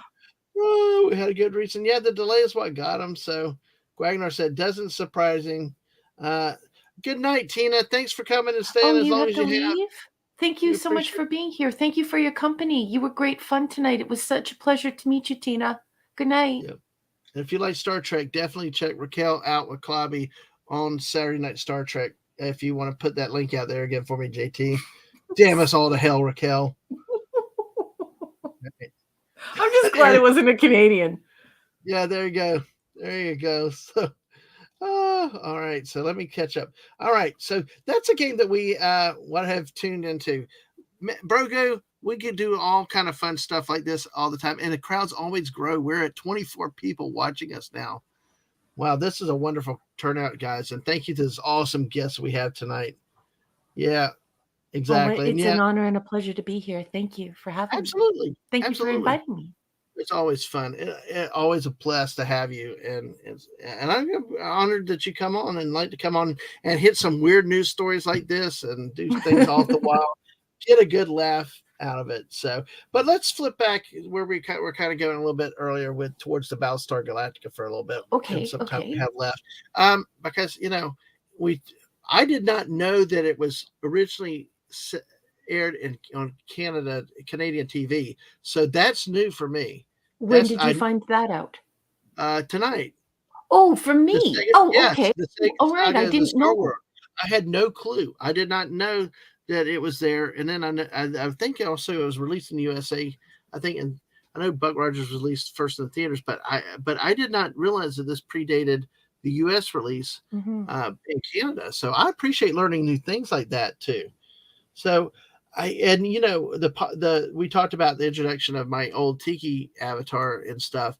And that was a show on that was a series you were doing on the shows with the newer The miniseries. um and but which did you, I guess, what made Battlestar Galactica so good for you? What drew you to it? Well, I watched it originally when I was young, and when I was young, I always loved science fiction. And I started watching Star Trek from a very early age. So I was just drawn to anything that had to do with science fiction, and I was looking for something to watch, and of course, a friend of mine had suggested that I watch BSJ, the new one, the miniseries, and they Hmm. said that it was really high, like very high quality, and that I would like it. So I just started watching it, and I totally fell in love with it. I thought it was terrific, and also, given the fact that we are in an environment where you just can't go and back and watch Battlestar Galactica. Like I said, even if I wanted to watch, like, let's say, even something as simple as watching Blood and Chrome, I can't. I was able to watch Caprica. Caprica was available here for a short period of time. I made sure that I watched it in the window it was available. I really enjoyed it. I love Caprica. I didn't get to see the other one. What's the other one called again? Razor? I don't think Razor is available in Canada either. And of course, you can't watch the original show. So when the miniseries was available, I watched it in the window and I really loved it. And then I watched it, I don't know, a couple more times, and I was reviewing it with Drew and Script Doctor and the crew over there, and I had a wonderful time. Stephen Walton, I miss Right. Stephen Walton. Yeah, I love you. Imperious Elitist about arrived by your command. See, I got into the show as a kid. My mom to this day asks me how I kept getting into this and Buck Rogers when it was something my parents never watched. Um, but I was exposed enough to it. And really, I think what really stuck with me with Battlestar Galactica was the artwork. Because what I remember some of the shows on TV, but did not watch so many of them. That's why it's good to have them now. But I remember growing up, and I had this book that I got at a school book fair. When they actually brought in the little vendors in, and you could go through and you could buy books.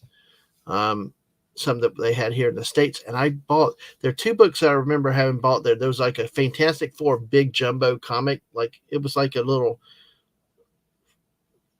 4 by 4, 6 by 6 inch square book, and one on Battlestar Galactica was kind of like it would be comparable to nowadays with the the realistic art type books. I've struggled on the name with it, but and that's kind of what got me into Battlestar Galactica and really kept the memory going. It was something simple like a book like that. I I will say that I still am partial to the original Battlestar Galactica Yeah, with me too. the Cylons and Yeah. with them as the robots and stuff. Mhm. But I, you know, I was I actually bought that series in part to follow y'all on that stream and that stuff and all. And I ended up watching and finishing the whole series. Overall, I thought it was pretty good. It There were is pretty some good. that I mean, it's not like the original, like, it mhm, just has this play on this idea of being the 13th colony, but, I enjoyed it, mhm, because I just thought it was high quality, television, and I really love, great sci-fi and great, science fantasy, and I just love the premise of Battlestar Galactica, and I was hungry at the time to Mhm. watch something that was high quality like that, right? Right, right. The See, It came out. When did the television series come out I again? I think in the early 2000s, 2003, 4, something. 2003, yeah, the uh, the reimagined one or whatever. right. Yeah, I really liked it, and I was surprised that I liked it because, as I have very strong criticisms of Ronald D. Moore and his involvement with Star Trek and stuff. But when something's good, Mhm, something's good, and of course some things were swapped. Starbuck, mhm. Cara Thrace, and there were some changes, right? And of course, I'm a massive fan of Lauren Green. I grew up with Lauren Green, a great Canadian, and so yeah, I don't think they're the same thing. Like in my mind, I don't think to myself, oh, this is the same thing. I think of them as two very very different things, and I love them both separately. Absolutely. Yeah, I had a lot of uh, difficulty trying to give the new one a chance. I'll be honest. I mean, because of some of the flip flops and the move arounds, and as I got into it, the human sideline component, it kind of made some sense. It actually was kind of a good idea. Not sure that I really liked it to that extent, but it was actually kind of cool to see how that caused even friction within the sideline side. Hmm. It was interesting how they did it and how they made the takes on it. Hmm. The biggest thing I hated Apollo in it though, Hmm. because I thought Apollo was just a whiny little baby, unlike the original series where Apollo was a leader and a Hmm. good guy. I thought Apollo in the new one was just almost really disrespectful to his dad so much, and Hmm. that I have trouble and I struggle with in a show. Hmm. It Yeah. just I had to overcome that. But I will say that for having an Adama, and they were two different Adamas, but I really was impressed, and I liked the way Edward James almost played and portrayed Adama in this one. Yeah, I He, I absolutely love him. I adore him. I think that he is just I really love him a lot. I think he's fabulous.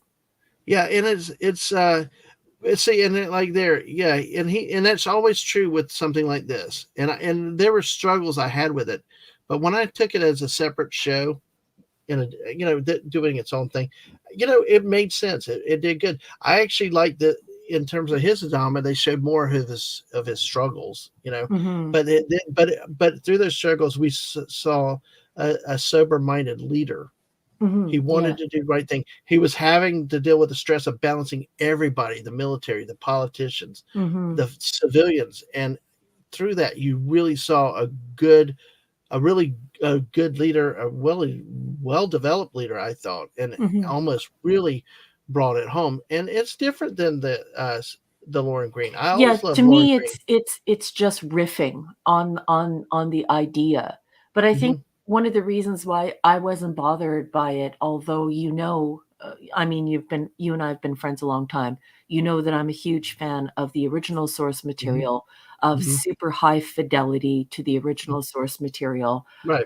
And I can be incredibly harsh if you try and turn it into some sort of corporate product. Hmm. So I think a lot of people are shocked when they find out that I like the BSG miniseries, but I really did. And um, I'm very quick to point out that one of the reasons why I think I was so um, keen to it is because as a Canadian, I don't have the original Battlestar Galactica available to me.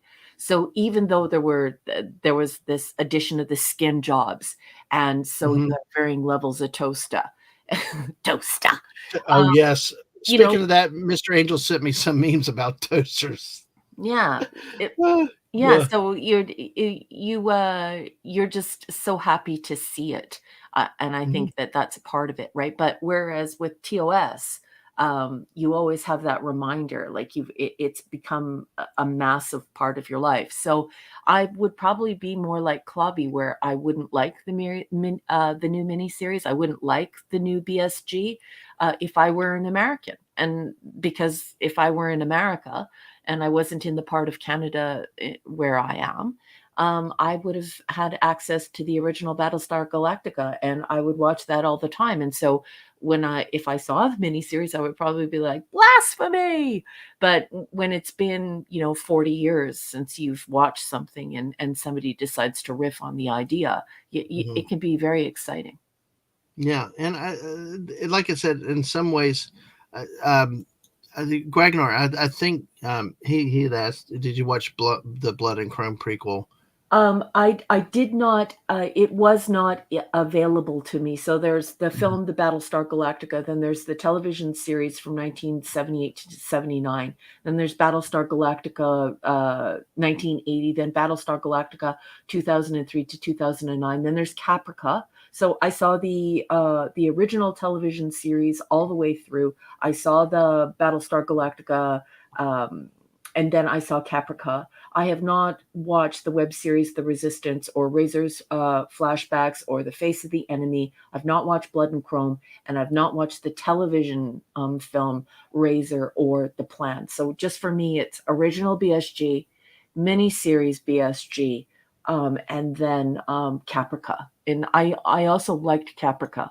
I know that Caprica is very science fiction, and a lot of people found it boring, but I'm somebody who likes Planet Earth, like Gene Roddenberry, and like Mhm.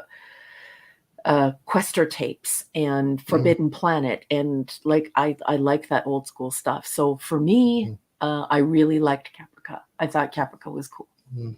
And Mr. Angel say that the original name of BSG is Adam's Ark. So You're welcome. yeah, yeah, he's been trying to get me. I thought I said it earlier, but hey, but yeah, um, I'm always scared of when they take something and modernize it and redo it. Yeah. I really am because see, I love Lauren Green. I love that Adama. I love the and I tell you, this is, and we may get deeper here because there was still the family respect, the core and stuff. You Hmm. know, we see the loss. Gene Swimmer, a couple episodes, then he gets boxy. And I didn't realize people hated the Daggett though, but that's another joke with a lot of people. But it had that core family feel Yeah, it did. that, Yeah. and it did in that respect. That's one of the struggles I had with the newer series was that it always like Apollo was trying to outdo his dad, or because his dad said something. It brought a little bit more of that modern feel, what a lot of TVs and stuff do nowadays. Hmm. But it grinded on my nerves a bit. But it didn't break the show for me because there was something different with the way they did. With they still seem to have a respect to to the the lore in a way. They did it in different things. I mean, the whole concept of the human skin, the skin jobs, the skin Hmm. Yeah. silence versus the bots. Then we see that those two factions, developed, and they actually did something well that kind of they gave you more plot lines. Hmm. Because I think also the problem could have been is you you run the risk of redoing the same original show You do. Yeah. to such a detail where everybody knows what to expect. There's no drama. There's nothing to really catch you. Yeah.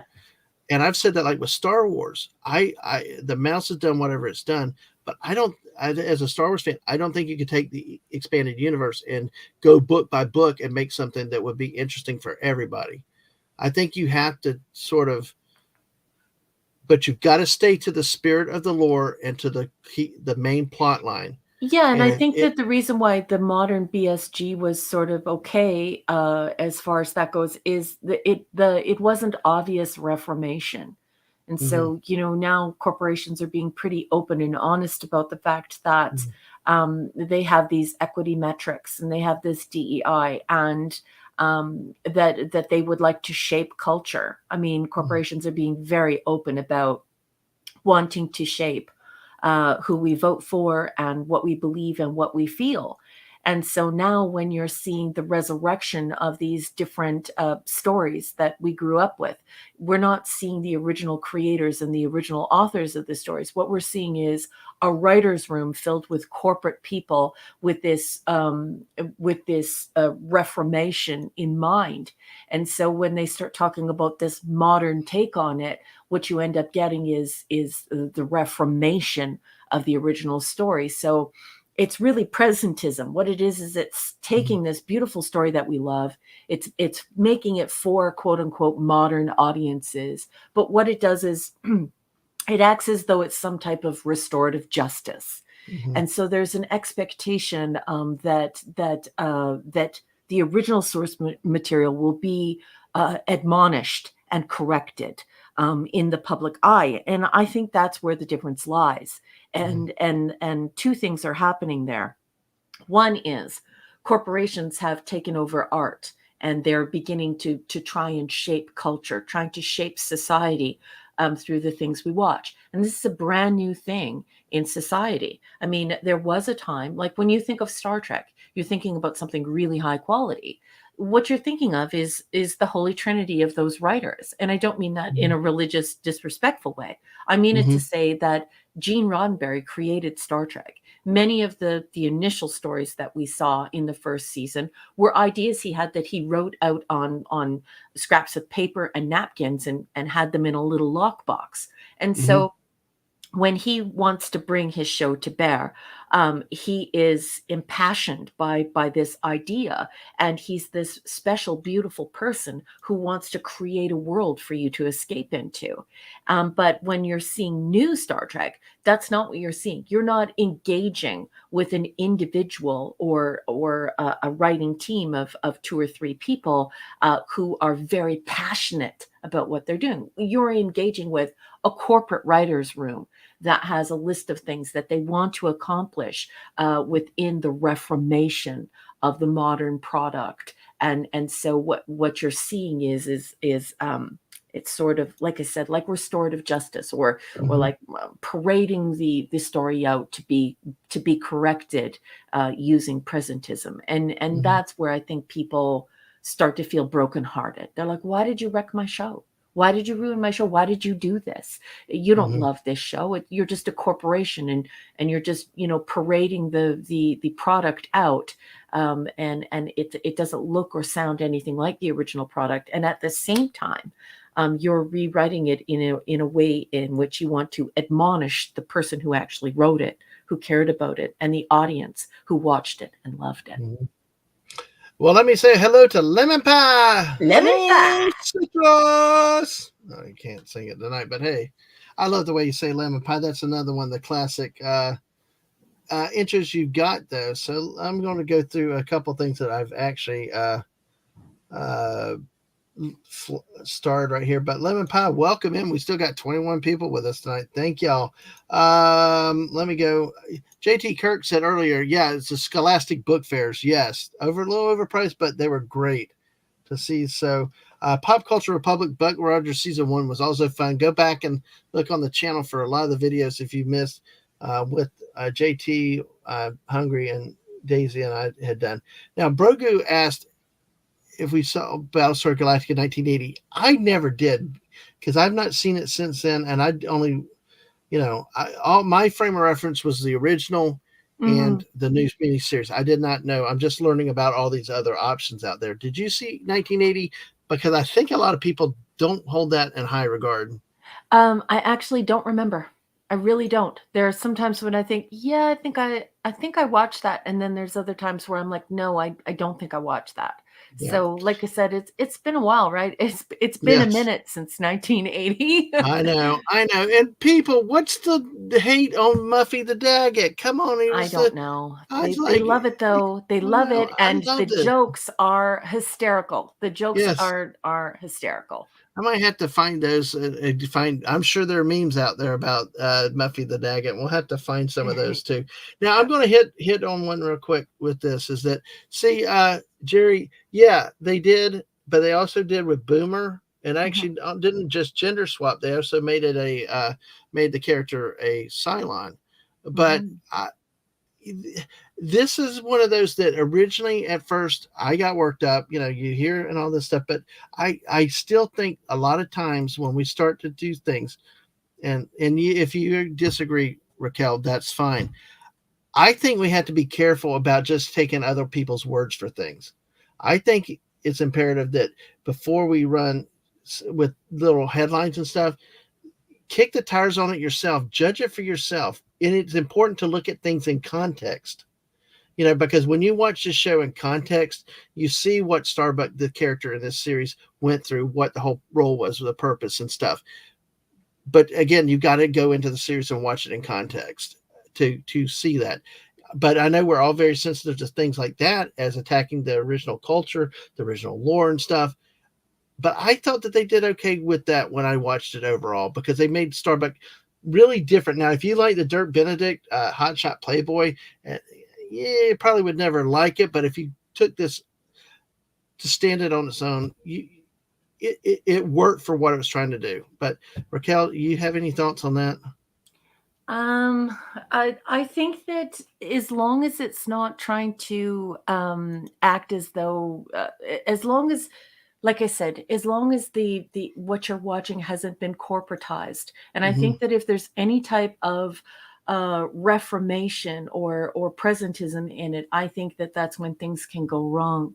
And I don't think that that really Yep. was a part of the new miniseries, but Mhm. Yeah. just doing that in general, I Yep. don't think it's a good idea, and that really gets into some deeper Yep. philosophies that Yeah, that deserve a great deal of discussion. And right. speaking of that, Rod Thunderheart said in the chat, "Remember, Midnight's Edge pointed that out!" Exclamation point. The rich are trying Right. to social engineer us. Rod Thunderheart, I Yep. love the guys over at Midnight's Edge. You know that I love Tom very much, but it's they that certainly is not their idea. Um, Uh, that's an entire branch of yep. philosophy And in Jerry, it's university. good.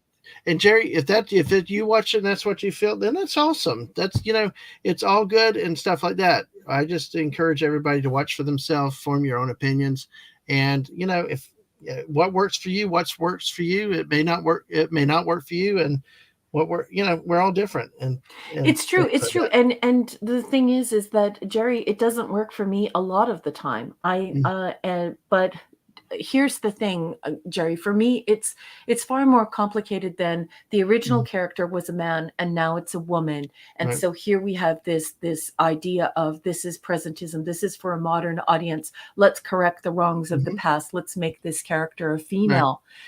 For me, it goes even I think it goes further for me insofar as the representations of feminism and what it is to be a woman, and sort of making women behave in a very masculine way in order to be a part of that character, and so on and so forth. So for me, it's a very complex Mm-hmm. topic, and I think it really has to be done on a case by case basis. But Yeah. by and large, Jerry, I don't think that it's a good idea to just for corporations to just take stories that were Hmm. written by individuals that are beloved, that we really truly care about, Hmm. and turn them into corporate IPs that Right. are merely used to admonish the public. and Right. and that is to say that what the original author did, the single author, was wrong, and the public liking it was wrong. Mhm.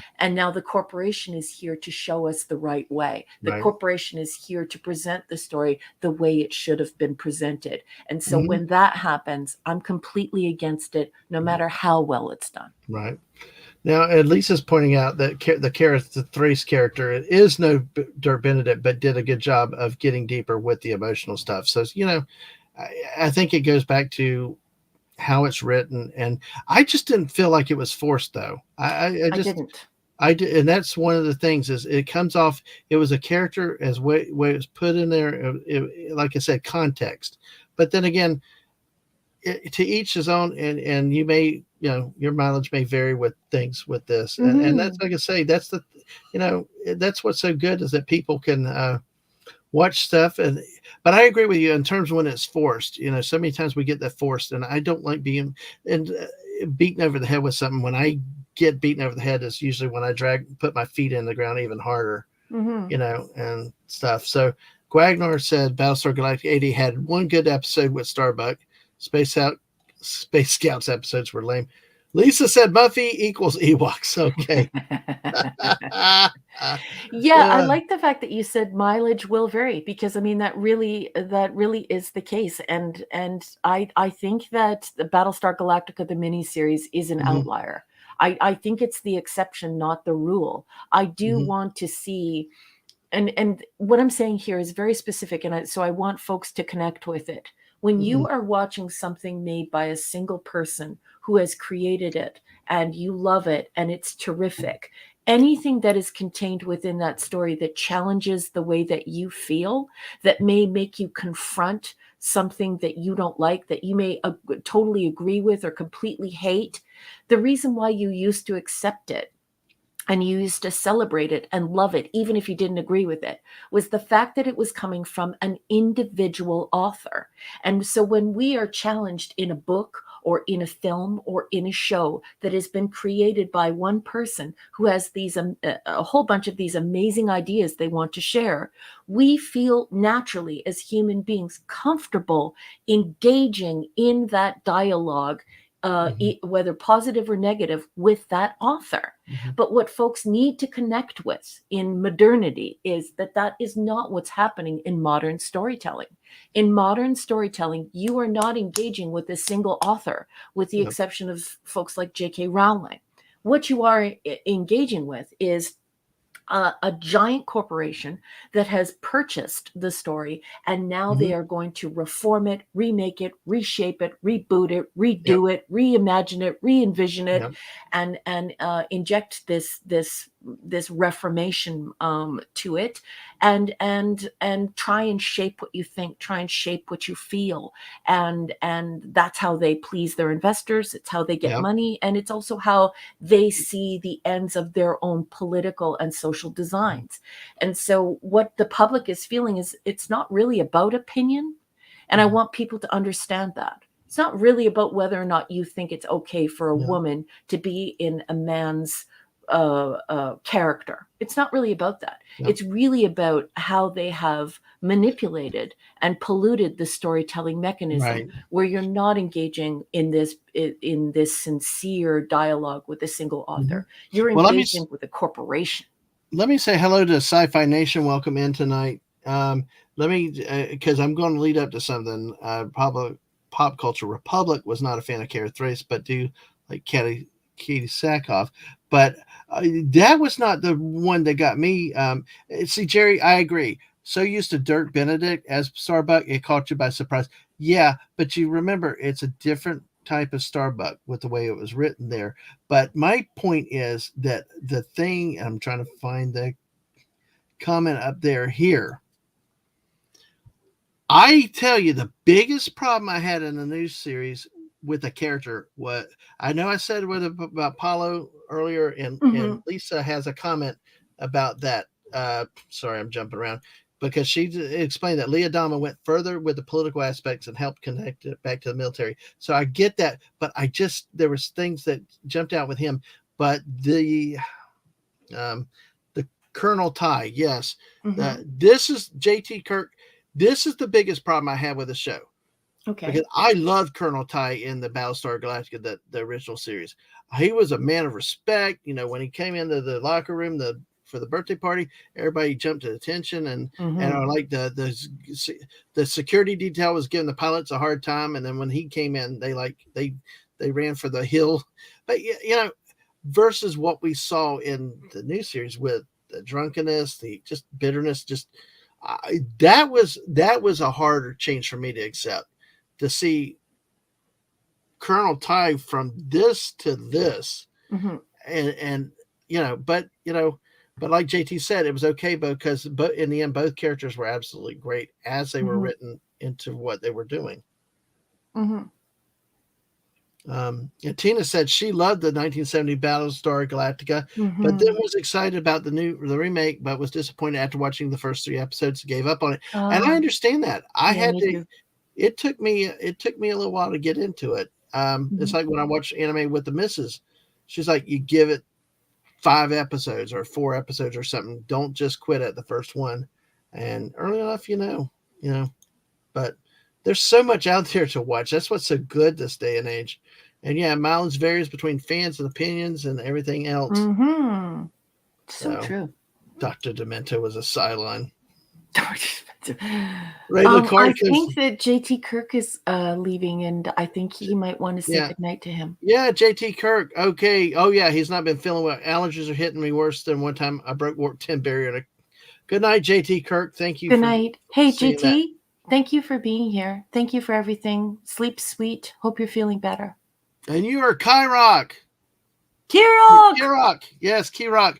Hope you're well enough for our show tomorrow night. Join us tomorrow night at 9 o'clock p.m. Eastern for Sports Weekly. It's not just going to be sports ball. We actually got some business stuff to talk about this week. So, but yeah. So let's see. So the Galactica movies they made in the 80s by editing multiple. You talk about editing multiple episodes. There is a spoof movie called, well, not really spoof. It was a serious movie made out of South Africa called Space Mutiny. I don't know if you've ever heard of that. But it was made in the 1980s. They used all of their external pew pew bang bang in space footage from Battlestar Galactica.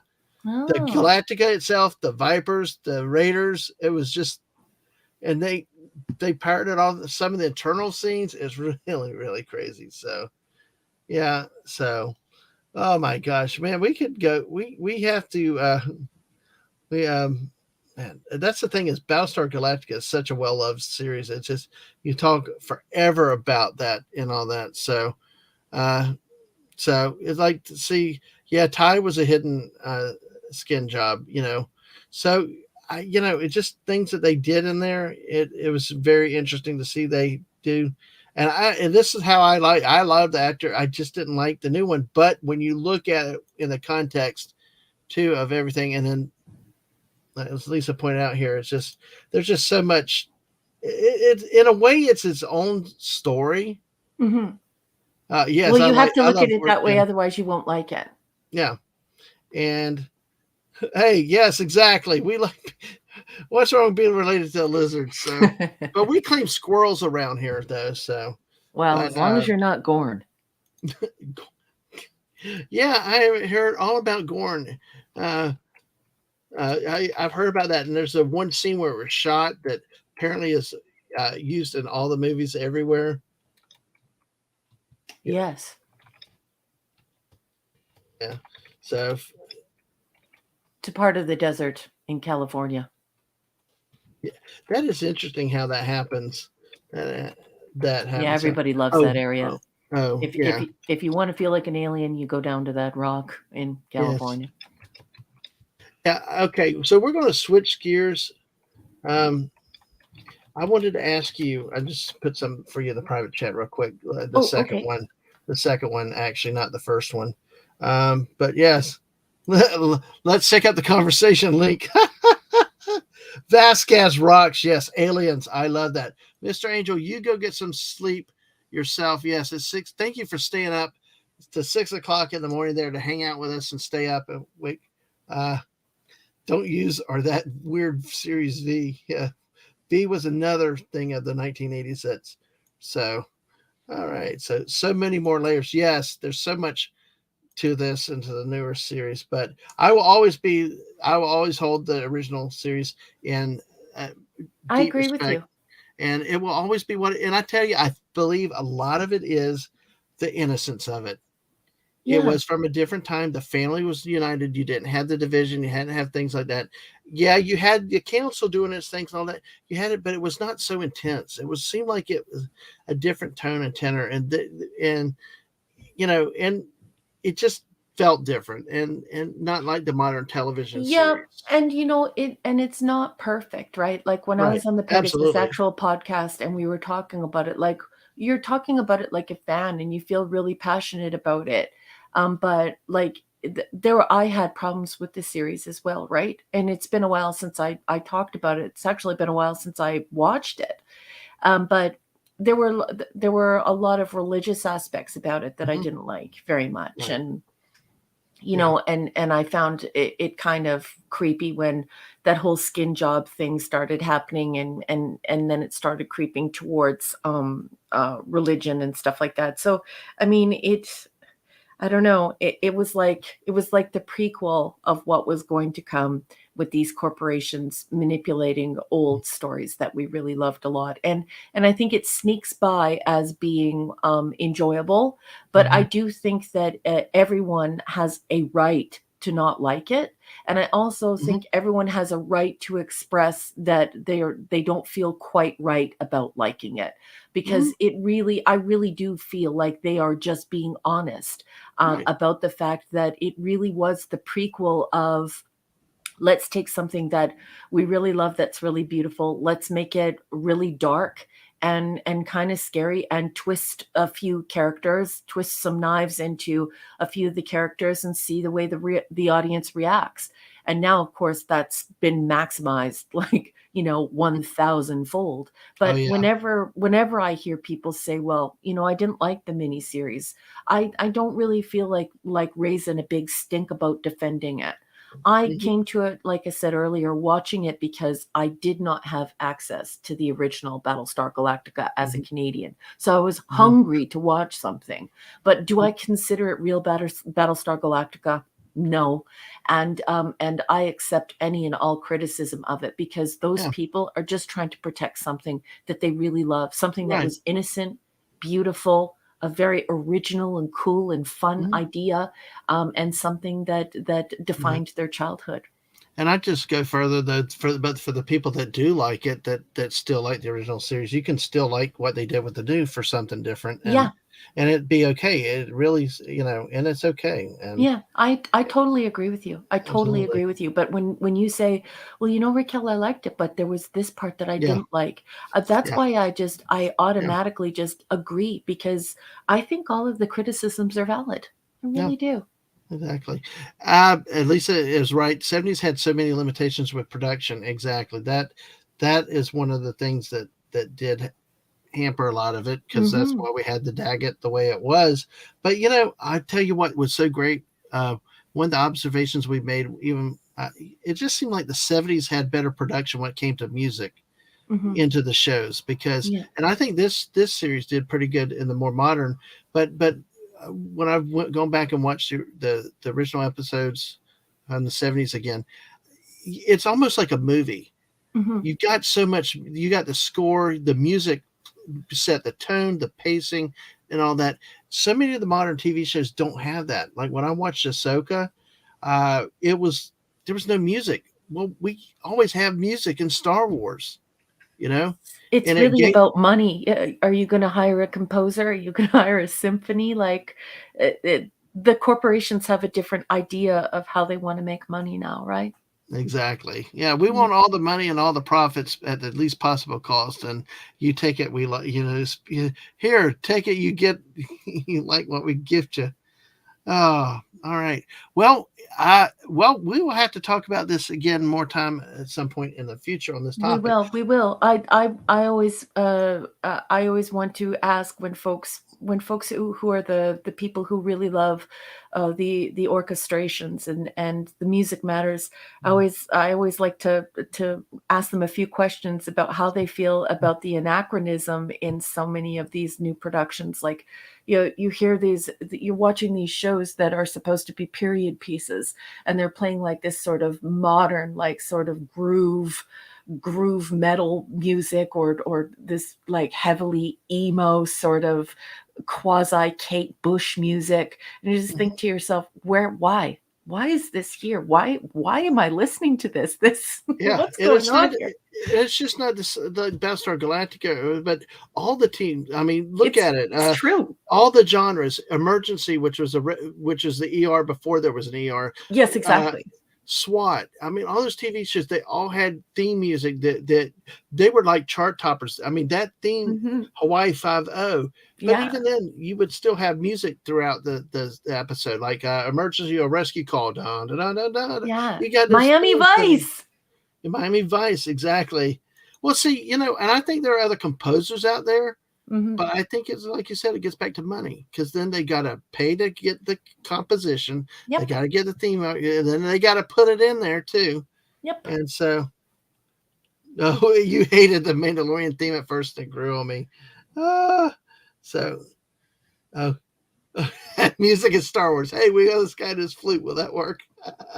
I know, Broku, that is exactly what's going on, and, like, I don't even understand it, like, you're watching there are a lot of those fantasy shows now on Netflix, and you go to watch them and you're trying to give them a chance, and they're set in a time of, like, Willow, like, the non-time, but of course, it's like, you realize, right, that this is, like, people are still living in huts and you know what I Well, mean? But they're I playing, like, modern like, I don't know, name a modern person, like, it almost sounds like Taylor Swift or what's that girl's name? Lana Del Rey or whatever? I don't oh, know, I I'm don't not know. into any of the I'm new not artists, either. but But it's just it's I so was ridiculous. well, back to movies too because it's not about original scores and all. But and I think some movies like Guardians of the Galaxy, obviously you need the '80s music for it. But I was watching the Kong Godzilla, and they were strategically correct in the way they picked a couple of the modern songs Yeah, yeah, when they yeah. played it. Yeah. But once again, we're back to playing popular rock and roll songs instead of a traditional musical theme, a Yeah. musical score And you can tell how old the producers are, like, how many movies like, I would like to challenge everyone in the chat to look in the last 15 or 20 years, how many movies include the Beastie Boys? It's like, yeah. okay, so you like the Beastie Boys, okay. Well, I always say that now I am really old because I judge you when you're old based on when you're now hearing the music you grew up with in the lobbies or the elevators. The oldie station. Uh, so, but it is so interesting to see with that. But hey, that's another thing that's wonderful is music themes stuff like that, and just really, I think adds a lot to our TV shows and our movies these days, and Yep. cannot be understated. So now, Brogu did say, "See, this is what happens, Raquel. We end up doing something, and we slip into another topic. This is kind of like one of our late night squirrel streams. So, I mean, I've got all the time you want, but but when it comes to music being on a TV show, no one did it better than Miami Vice. I'll Yeah. die on that hill in defending that statement." A lot of effort went into it, didn't it? Yeah, party. You got to fight for your right for midichlorians. Yeah, yeah. Uh, yeah, but Beastie Boys and Star Trek was awesome. Okay. Yeah, Beastie Boys in Star Trek, but, didn't they put Beastie Boys, in Guardians of the Galaxy as well? I'm sure they did. I mean, I'm because, not sure. That's why I always put it to the chat yeah, because the yeah. chat knows all. Yes, they do. They Yeah. do. This chat is very smart, very well. Y'all have got a great chat too. So, well, let me go off. Now we're going to go back where we were going to go a few minutes ago. So, what have you got coming up? I mean, I'm dying to know when that next book is coming out. I know some of the stories have been published, but I'm waiting for the volume 2 out there. So, what's on your agenda? How's the book going? All that stuff. How are you doing professionally as a writer? Well, things are going really well, and I'm incredibly grateful to everyone. I'm incredibly grateful to my Patreon folks. My patrons are amazing human beings, and I would be nothing. I would be nowhere without my readership, and I am just so grateful to my readership. Yeah, the new book is coming out. The is Science Fiction Tales Part 2. It will be available on Amazon. The first book is available on Amazon, and it's also available at Barnes and Noble. Barnes and Noble just did that. I don't know Mhm. why they did that, but it was such a thrill for me to find out that Barnes and Noble was carrying my book. And this second book, it is with my editor, but all of the rough drafts, as everyone knows, I publish the rough drafts and they can be purchased. Each story can be purchased for 99 cents American. And then I put all of those stories together. Each book is usually 10 science fiction short stories, and 9 get published, but then there is one secret story that only gets published with the book. So I've published all 9 of the Science Fiction Tales Part 2 stories, and I believe 6 of them, I think it's 6, but I'm not sure. I think it might be 5 or 6, have gone to number 1 on Amazon. So they've made it to the number 1 bestseller list in different categories. Sometimes sociology, sometimes science fiction short story, and so on and so forth. So I'm waiting for my editor to get back to me with the final edits for what we will put to print, and then Science Fiction Tales Part 2 will be fully published. And I'm hoping that will be within the next month or so. Man, I tell you, you know me, I'm itching for it, because I tell you, the first one I couldn't put down, and I realized, honestly, I thought it was just going to be a collection of different stories.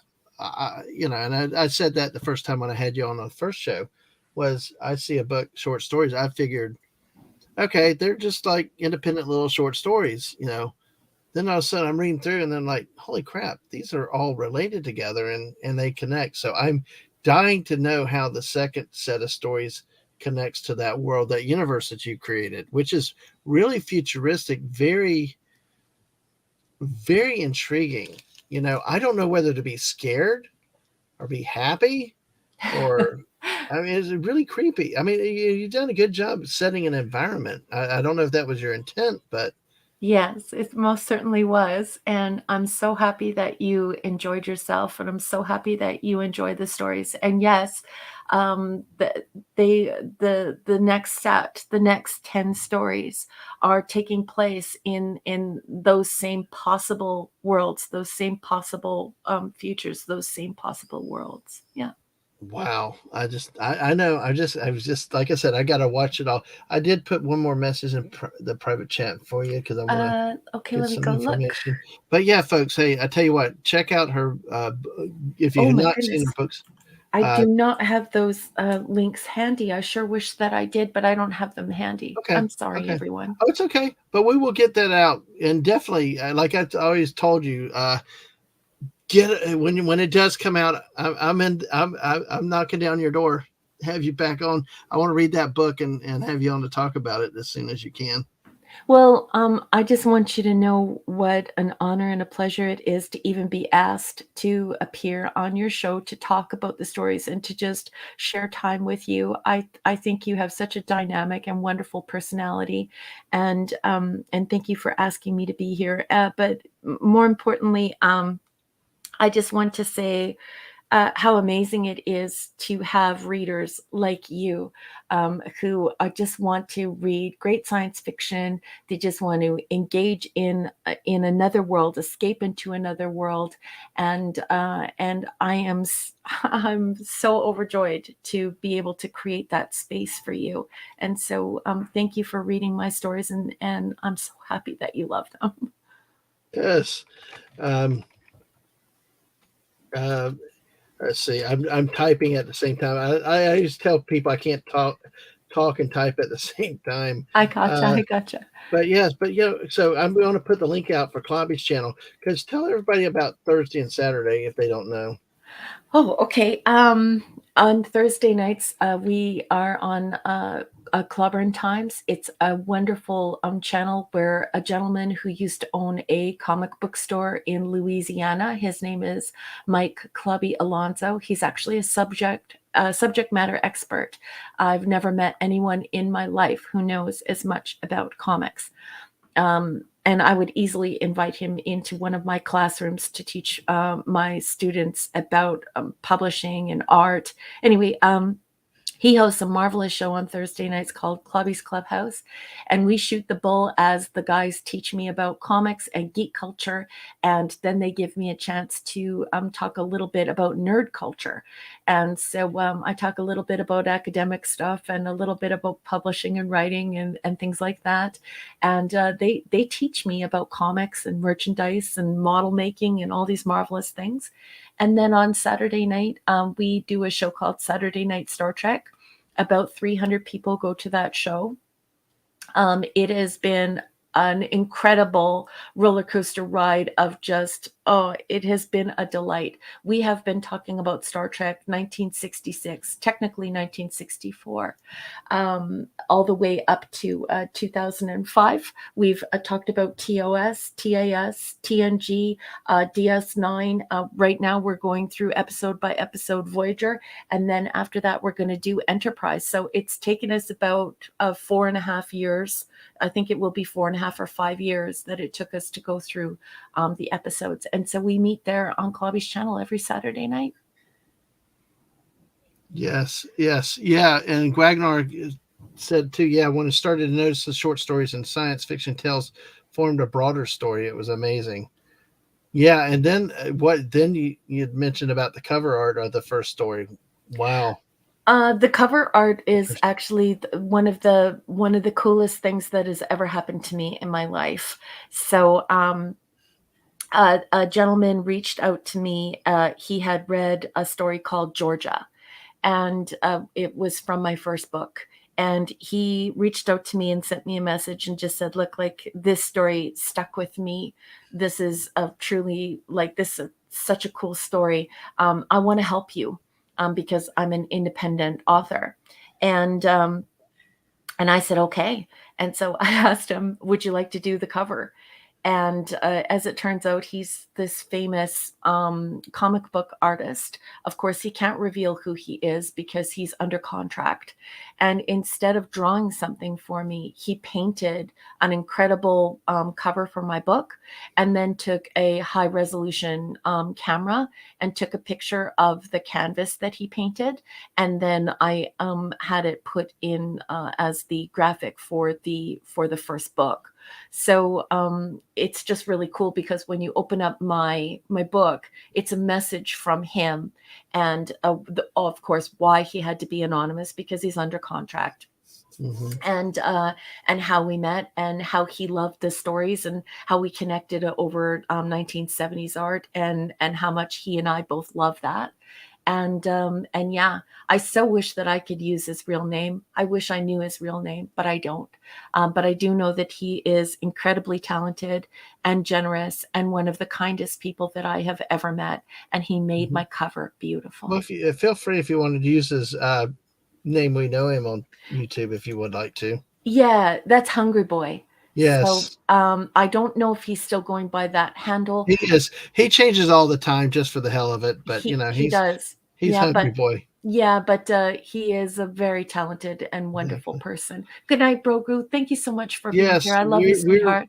we were wrapping up in just a second, everybody. Yeah, But so stay around for a few announcements if y'all can, and say goodbye to Raquel. And I think I think he's. I don't know if he's asking you. I definitely am not a Minnesota or somebody from Michigan, but Raquel's from Canada, and I'm from the South. Good I old am. Florida. Yeah, I'm from Canada. Yeah. So Yeah. so just a huge shout out to Hungry Boy Mm-hmm. and that incredible art and even how he arrived at that art.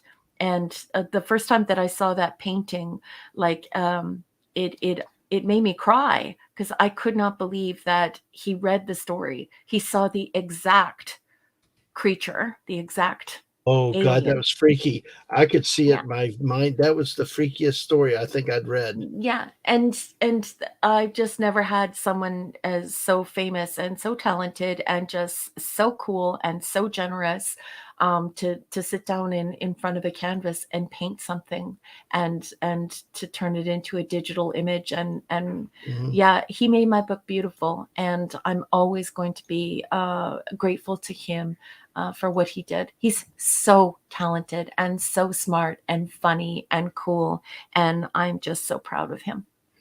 Absolutely. And Raquel, thank you for the time tonight. Folks, don't run off yet because I do want to do a few little, as the missus calls on her shelf, on her own show, selfless promotions, because we got a lot of stuff running and not just here. But first of all, make sure that you check out Raquel McClobby over on Clobby's channel Thursday nights and Saturday nights for Star Trek. I always say it's the best place to go for Trek. That's even for a Star Wars guy like me. I've learned so much over the years with these great people, and they've been nice and listening. They understand I like to pew pew, bang bang, pew pew. I can't do it like Raquel does the pew pew. Pew pew. There you go. Thank you. Yes, we love it there. But also check them out. Also, go support my wife too. She's here asleep. She every morning she does at 10 o'clock, except and then on Sunday at 1 p.m. Day week.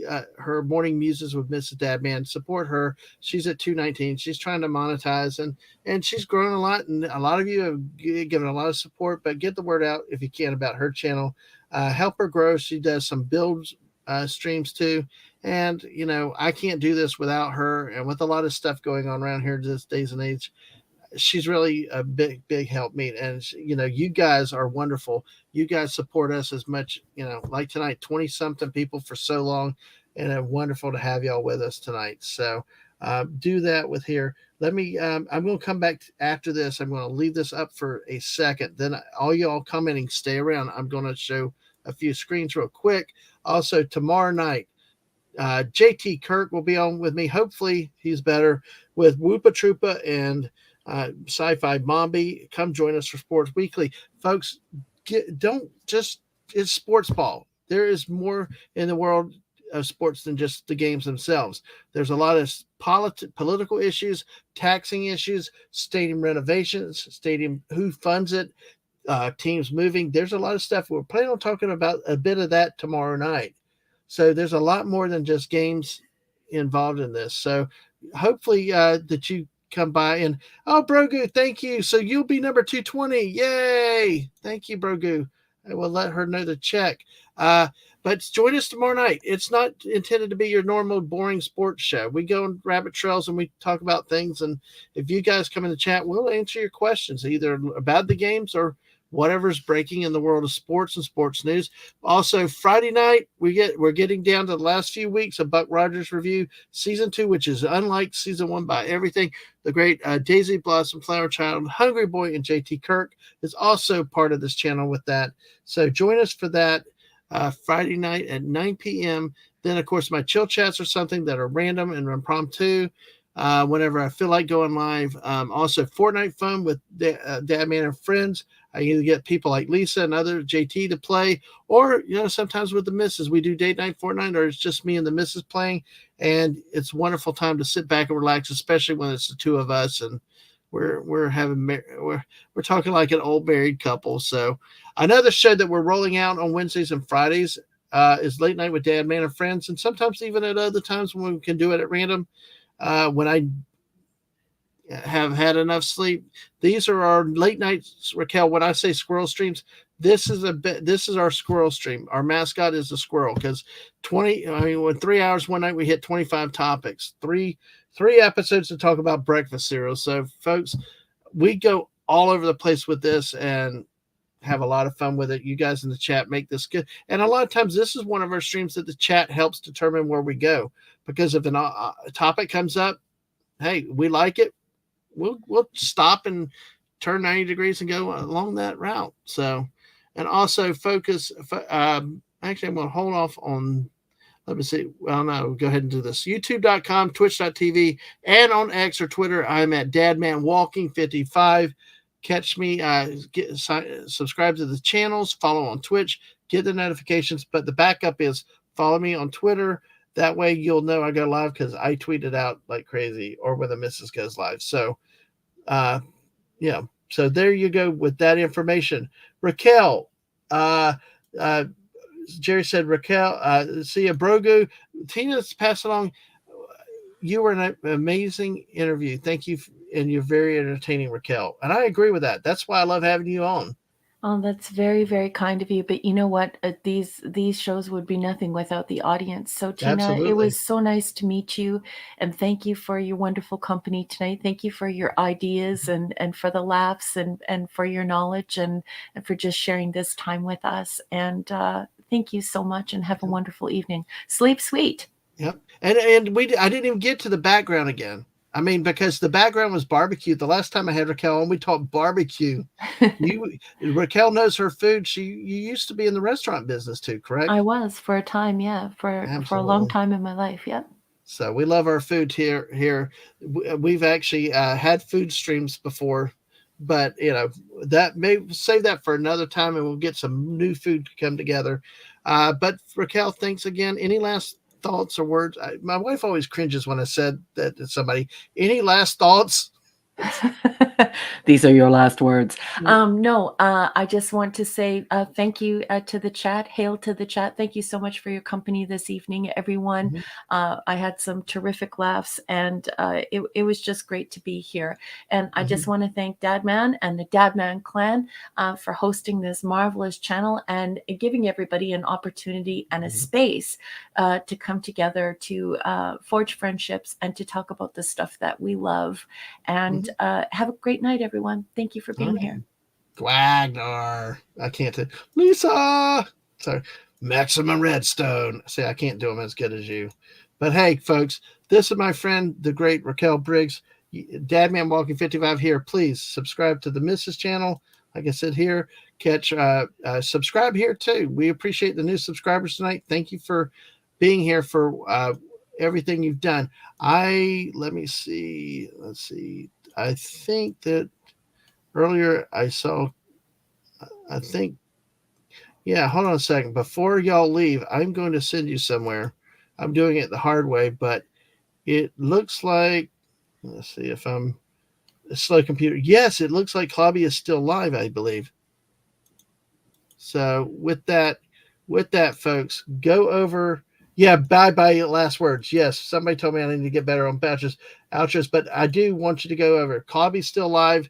Go check him out right now and say hi. And hey, y'all have a great. Oh, he's wrapping up. Okay, well, go over there, say hi, and before he wraps up, though, everybody have a good night. We will talk to you next time. Hope to see you tomorrow night for sports at 9 o'clock Eastern. Bye, all.